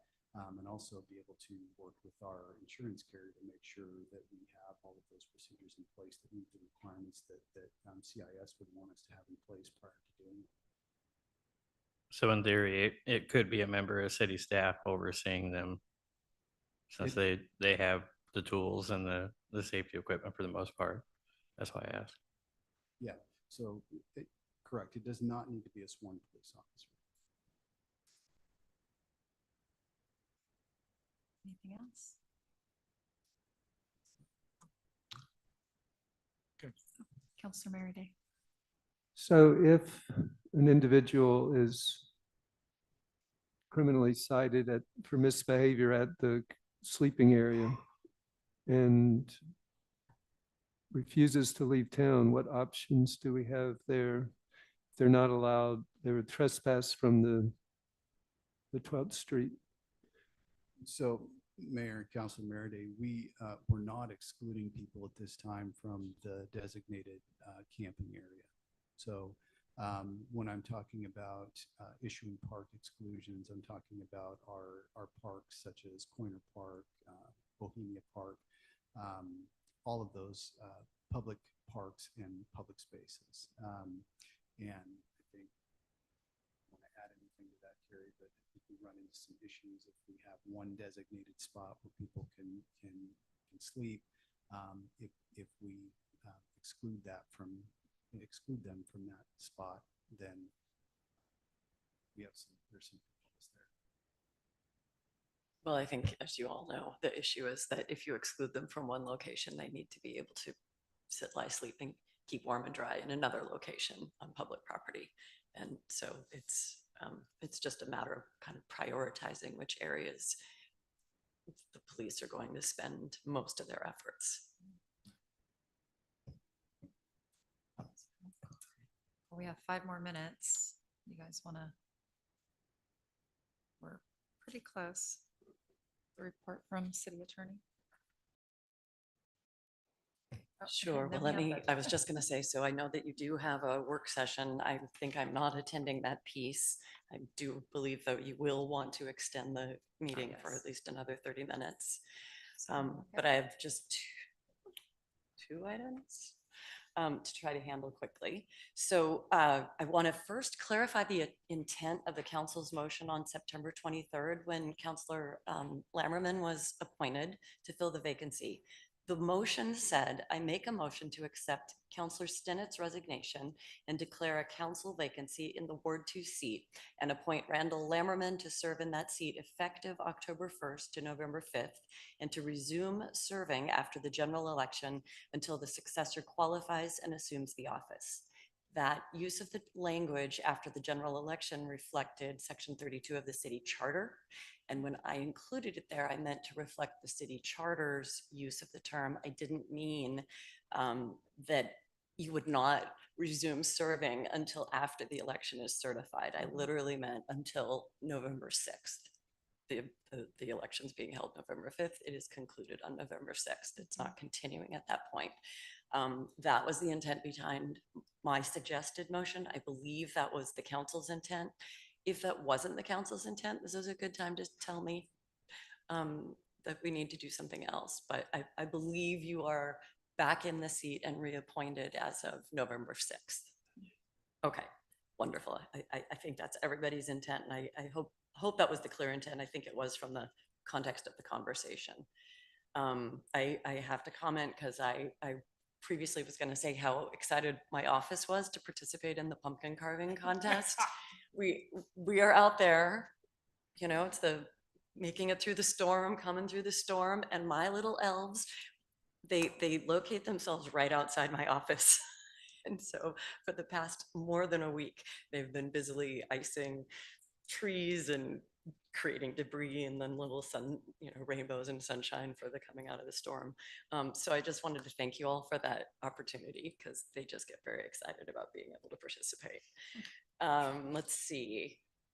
I'm sorry, back on the quorum issue, whether or not we have a quorum as of November 6th. I just want to say then for the December meeting, I will likely ask you as a council to ratify the actions of the November council meeting. So anything that happens in November, we're going to ratify it in December, just to do belt and suspenders. I want to be very safe and very clear with you, with staff, constituents. Oh, so the concern is that, that Counselor Lammerman would vacate the seat on November 5th and would not be reseated until after the general election, which some people might interpret to mean after the election results are certified, which doesn't happen until December 2nd. And so there's at least an argument that if it's after certification, then the November council meeting wouldn't have a quorum. He will be here. He's going to say, I believe that you will have a quorum if the 4 of you are here. But just to double down on that belief and interpretation and council intent at the December meeting, I mean, it's your choice, but I think it would be wise to say the council ratifies all the actions and direction that we gave at the November meeting. Thank you, Mayor. Is that because of the lack of clarity in the 11th hour motion crafting, or is that? It's that you just, it's clarified today? the language of the charter is references the general election, and the general election can be interpreted how I interpret it, which means the day of November 5th. It could also be interpreted to be until the election results are certified. Okay, thank you. And then I believe it's time to extend the Yes, meeting. we'll go ahead and extend for another 30 minutes. And I'm here if people have questions, but otherwise I think I'm excused. Okay, thank you. Ms. Conley. Okay, items removed from consent agenda. There are none. So now we'll go ahead and go on into our work session, budget review and update. Mr. Sauerwein. While Mindy's passing out a PowerPoint presentation, let me just follow up on something that Carrie said. Please, before you leave this evening, vote on who has the best pumpkin display out there. You know, a lot of the city departments put a lot of work into them, and some of them are really cool and fairly whimsical. So please cast your ballots. I was not lobbying, by the way. I was just literally expressing gratitude. I didn't know that people were voting.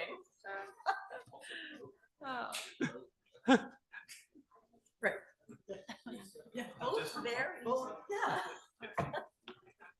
I think some departments did promise that they would be handing out candy if they won, so.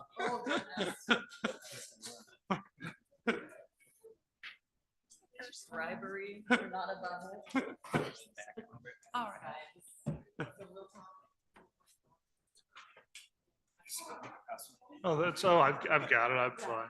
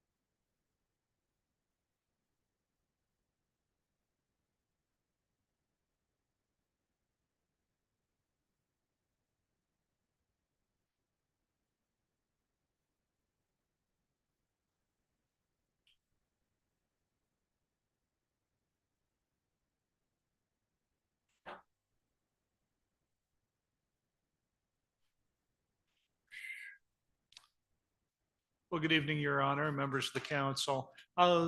This really goes back to our budget discussion last spring. As we discussed at the time, something I always like to do is to do quarterly budget updates for the council. And the reason being that some conversations need to go on throughout the course of the year, and it's best not to have surprises at the end of the year. Now, essentially, the budget can almost write itself if everybody's familiar with what has been happening with the city's finances throughout the course of the year. And that's certainly my intent. So this evening, what I would like to do is really three things. First, I want to talk about the general fund, cash carryover, beginning fund balances, and just give you a few highlights of the revenue. Second, I'm going to go through the general fund departments one by one, very high level, fairly quickly, but just to give you an idea of what's happening in each of those departments. And finally, I want to talk about the water, wastewater, and storm drain utility funds, and I'm really going to be focusing in on the revenue. Once I've completed that presentation, Bert, who's online, our finance director, is going to have a couple of quick additional updates for you. First of all, talk about revenue and expense trends, try to take a look at our crystal ball a little bit and let you know what's happening.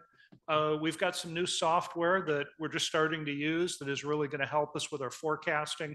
You've got a one-page sheet, and Bert will be talking about that. Also, she'll give you a quick update on the city audits and also our reimbursement for storm damage. So just to start off with, now, our budgeting process is every March, we start to put together the numbers of what we believe our cash carryover is going to be and what we believe our starting fund balance will be. And we refine those numbers as we go forward through the budgeting process, but understand that the reality is some of our April, May, and June expenses we don't really know about until August or even September. So when we put together our cash carryover numbers for this budget year, we estimated that we would have about $2.2 million. Actual July 1st starting amount is more like $1.9 million. So there's a difference of about $309,000. Now, again, I'm glad we're having this conversation now at Halloween and not at Memorial Day, because this is when we need to start talking about how we're going to address the situation. I've been working with the department directors really on two paths. First, dealing with hiring. We have some positions which are in the pipeline right now, 2 sergeants in the police department, also a public works position. We will be filling those positions. But our human resources director has been out of the office for a couple of weeks. When she returns the first part of next month, be discussing with her that we probably will not be filling positions if they become vacant for the rest of the year. We're also working with a couple of different departments to do some restructuring, and that will also be some savings within the general fund. And we'll be giving you more information about that restructuring as we go forward. So looking just at the general fund revenue highlights, and because we all know the number one funding of the general fund is property taxes. And our property tax estimate for this fiscal year is about $5.8 million. To date, we have received no money because we don't receive property tax revenue until people pay their property taxes. So it's usually December before we get it, which is the reason why that cash carryover is such an important number, and that we have enough money in the bank on July 1st so that we're able to meet payroll and our expenses until that property tax revenue starts coming in. Other taxes and fees, liquor, cigarettes, franchise fees, land use permits, facility rentals, those sorts of things are operating as we would expect them to. And the revenue from those is coming in as we would anticipate. So just jumping right into individual department budgets, we start out with the city council's budget. And if you look at it, you'll notice that we've already spent $20,000 of it just in the first 3 months. This is a good example of the fact that that $20,000 mostly went to pay for association dues and other one-time expenses. So when you look at individual department budgets, you can't just say, well, it's been, a third of the year or a quarter of the year, and so a third or a quarter of the money should be gone. We have a lot of departments that pay one-time upfront fees at the beginning of the fiscal year. So if you look at the budgets for the city manager and the finance department, kind of the burn rate in both of those budgets is about what you would expect when going through the course of the year. For the general fund, other departments, we'll start looking at the police. I'll talk a little bit more about the police department budget in a second, but again, with police, municipal court, and court services, those budgets are about where we would expect them to be at this point in the year. So I want to stop here for a second and provide a little bit of context about things I've just covered. Our police department budget is about $4.1 million. South Lane Communications, that's our dispatch, gets a transfer from the general fund of about $750,000. So that is also part of the police expenses. So total general fund commitment for our law enforcement is about $5 million. If you look at the library's budget, which is about 10% of the police budget, and you add it in, you'll see that we're at about $5.5 million. Well, our total property tax revenue is 5.8 million. And in any given year, there's property taxes that aren't collected. Not everybody pays their property taxes. So you end up with about 3-5% of non-collectible. You can quickly do the math and see that between our police department, it's about 3 to 5. If you do the math, you can see that between our police department and our library, that's your whole property tax assessment, guys. That if our property taxes only really cover those two things alone within the general fund. So this is why, and you've heard me say this before, when we get into the city council retreat after the first of the year, I really want to have a serious conversation about long-term, stable, and sustainable funding for our police department and for our library. We have reached what I like to call a crossover point, guys. That means that our revenue and our expenditures have met. And it almost becomes a binary decision. We either increase revenue or we decrease the level of service. That's really where we're sitting. That's a serious conversation that we need to have early next year. So jumping back into the department budgets, our maintenance, engineering, and broadband services, again, I think they're keeping track with where you would expect them to be at this point in the year. In the next slide, community development is a little unusual. There's a couple of large grant-funded projects within the community development department budget. And it's, as you know, it's the situation that if we get the grant funds, we do the project. If we don't get the grant funds, we don't do the project. But that's the reason why, you've got a budget there of $1.5 million. As I said, our library budget's about $500,000. And community services is, community center is tracking where you would expect it to be at this point in the year. For community promotions, we've paid out as people have billed us for community promotions that were approved by the council. Often get questions about the Eugene Symphony.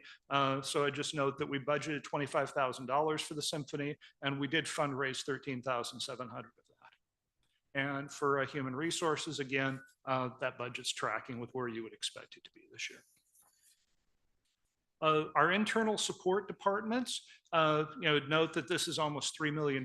What's included in internal support is South Lane Communications, our dispatch, debt service, contingency, and unappropriated balances.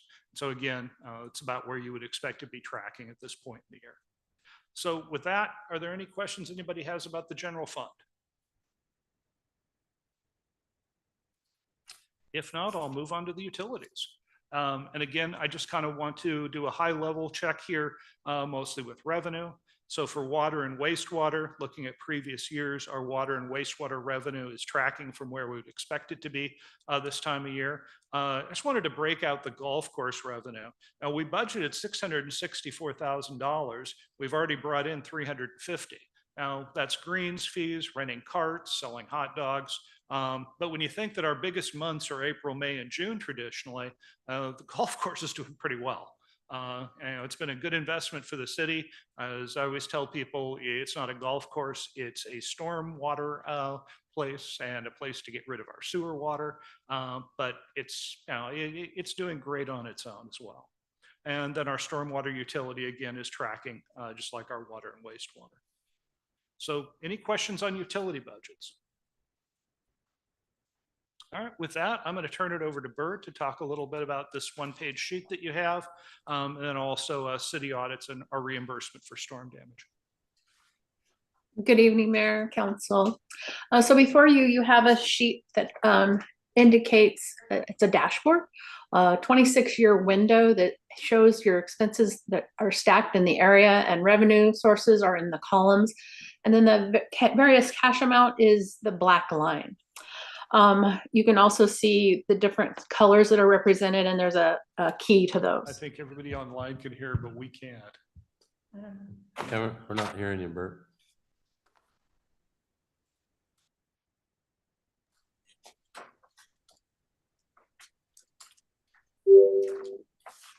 Can you hear me now?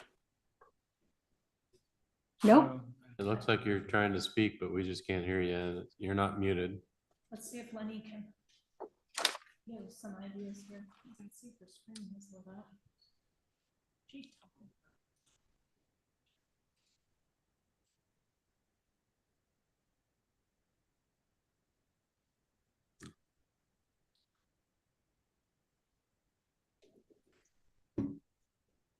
Try it again, Bert.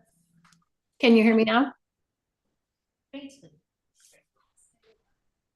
Just need it in. Yeah, we could hear you. It's real faint. Oh, well, I'm right at my microphone. So if Mike wants to launch into the information's before you, Mike, if you want to try it. Sure. You want me, do you want me to kind of go through it, Bert? Sure. Okay. Well, as I said a moment ago, we have some new financial modeling software called Waterworth that is going to make a real big difference in what we're able to present to the city council. We just start out with the stacked graph that you have in front of you, which outlines our operating expenses, current debt service, and what grants we've received, and kind of lays it out. The one thing I really want to point out to you is the black line.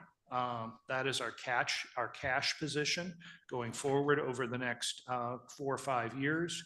And you can see what's happening when the line just falls off the table. And, we'll be getting more additional information like this that we'll be presenting to you in the future. But I'm just going to kind of read what Bert wrote here verbatim for her. The implementation of the Waterworth software to track revenue and expenditures and create a forecasting model is a process. The first round of data entry has been completed but not finalized. Verification of the information is the next step. However, at this point, the information does reflect a need to address the cash position and to seek either new or increased revenue sources and/or reductions in spending. It is imperative that this occurs as soon as possible, which is Bert's diplomatic way of saying, we need to have a conversation, folks. And again, I think this new software is going to help us in doing that. There's been a question about the city audit. We've had issues trying to get scheduled with our auditors and the folks that perform that service to us. It's my understanding that we scheduled meetings with them in November, and we'll be getting our audits back on track, hopefully by the end of the year. And take any questions by the hammer. I'll talk about reimbursement. Yes, Mr. Sauerwein, that black line looks ominous, but It's I'm not terrifying. quite sure. Can you give more detail about what's going on there? I imagine the cash in hand is no longer in hand, but it's going below zero. So that looks like debt to me. So yeah, what is going on? That's assuming our current burn rate. And that's why, and that's why we need to talk to you about, like I said, additional sources or a reduction in level of service. And this is general. This is general fund. This is general fund. Yeah. Okay. Yeah. For the record, I mean, I hope it came through the presentation, is our water, sewer, and storm utilities are in great shape. We're moving forward on the projects that we've outlined in water, sewer, and storm. We're going to be doing our stormwater master plan, and periodically we do master plans for both water and sewer as well, to outline what our future projects are so that we can maintain the system. This is just me speaking from the outside looking in. Cottage Grove's water and sewer and storm system is in excellent shape. compared to many other cities of larger size and complexity that I've been associated with. You really have been well served by your folks in your Public Works Department in their long-term planning for your water, sewer, and storm facilities. Can you hear me now? We can hear Bert.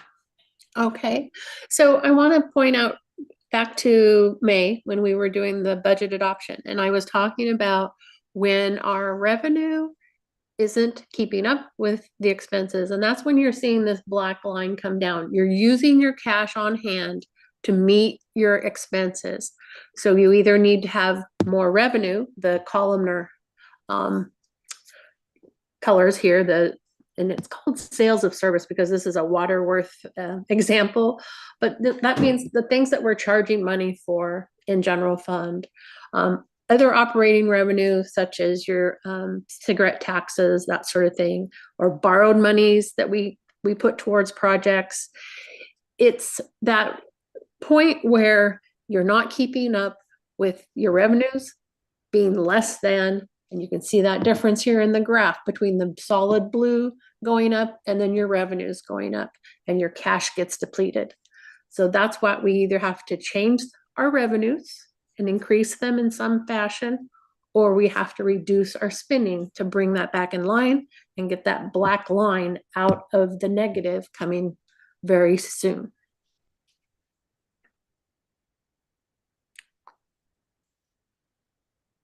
Does that answer the question? Or? Well, it raises a lot more like, why hadn't we run out sooner? And I keep thinking we had, looking at the biggest part of the budget, being the police department, we had a lot of unfilled positions for a long time. I wonder if this budgeting for a fully staffed department, but then not fully staffing it, is that why we were able to kind of come along for a long time? And now we're not. I think that's probably a good part of it, and that the police department is, our biggest single expense. But understand, my philosophy is to budget at full staffing for police. I think it's a priority. I think we should try to fully staff our police department. You can say, yes, we've got more money at the end of the year because we didn't fill, sergeant positions, we didn't fill officer positions. But I don't think that's the purpose of the budget. I think the purpose of the budget is to be intellectually honest and say, this is the level of service we believe our police department should be. We're going to fund to that level and we're going to try to fill to that level. You have to think back, excuse me, Councilor Mayor, you need to think back to when we came to you and said, oh, we didn't meet the cash carryover, and it wasn't a $300,000 amount that you can adjust within a fiscal year. It was over almost $1.2 million. And that's where you're seeing the big jump between with the black line dropping down. And what we're trying to do is maintain in 25, 26. And, but something has to give. Either revenues increase or expenditures decrease, or you aren't going to have cash to operate on.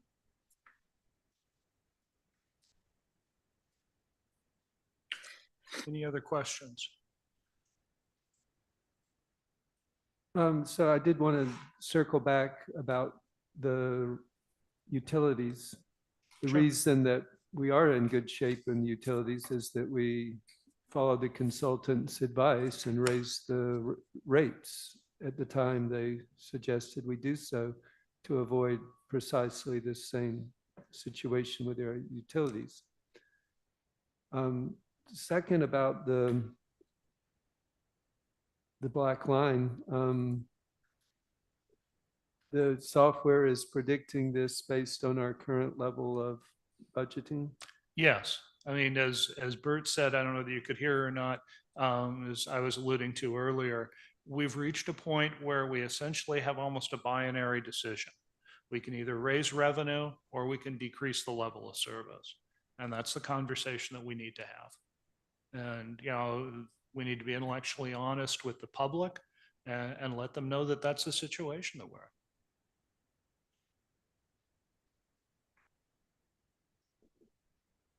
And again, this is implementing a new software. Not all the nuances are known. I just wanted to bring this forward to indicate that we recognize there's an issue and a problem. There will be some adjustments to this as we go along. This graph is only showing you a 3% increase in expenditures over that period of time. So there's a lot of other things that still need to come into play. We're, like I said, in the middle of implementing this, and not all of the ins and outs are known yet at this time. But I felt it important that you at least see it and understand that, you know, whatever changes that we do make, it won't be significant enough, most likely, to change the projection of that cash amount in the black line.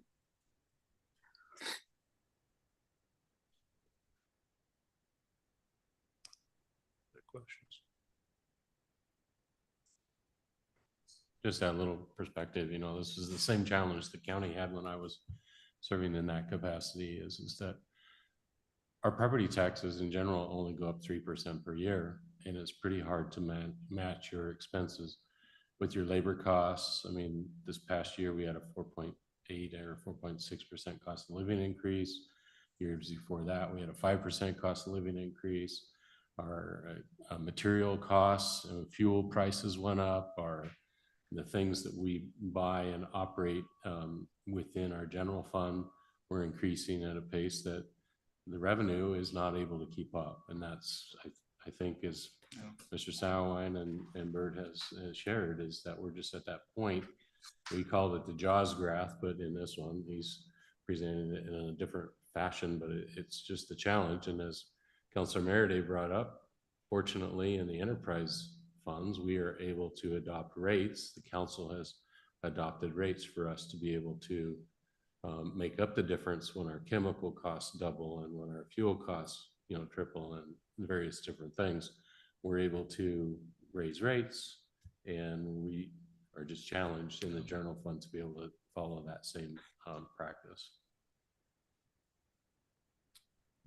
Well, one of the things that's coming to mind was just something that stuck out to me at the Land Economic Committee, and that was the city of Springfield's commitment to adding new tax base, adding new buildings, developing, densifying downtown.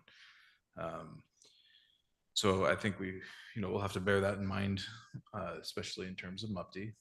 But one of the potential ways is to add more units that are tax generating at market rates where you don't have the gap. The gap will grow, but that's certainly a way to mitigate. That's not going to happen super fast, but maybe we should be mindful of that in terms of how many years we allot on a MUPTI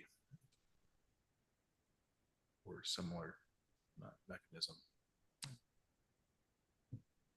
We have a lot of units potentially coming in. It'd be nice to see what kind of impact that has on our budget, depending on which course of action we take. I do want to make sure that the last item that was on the last slide gets stated, that the reimbursement for the storm damage, at this point, we're estimating that the total cost to the city was about $3.6 million. Our estimated reimbursement is 75% of that, about $2.7 million. Of course, this is in progress. We've not actually received any of this money, but I just wanted to make sure that got pointed out. And what that means is that we'll be able to meet our payment of debt back to the reserve fund to make it whole again once we receive the money from FEMA.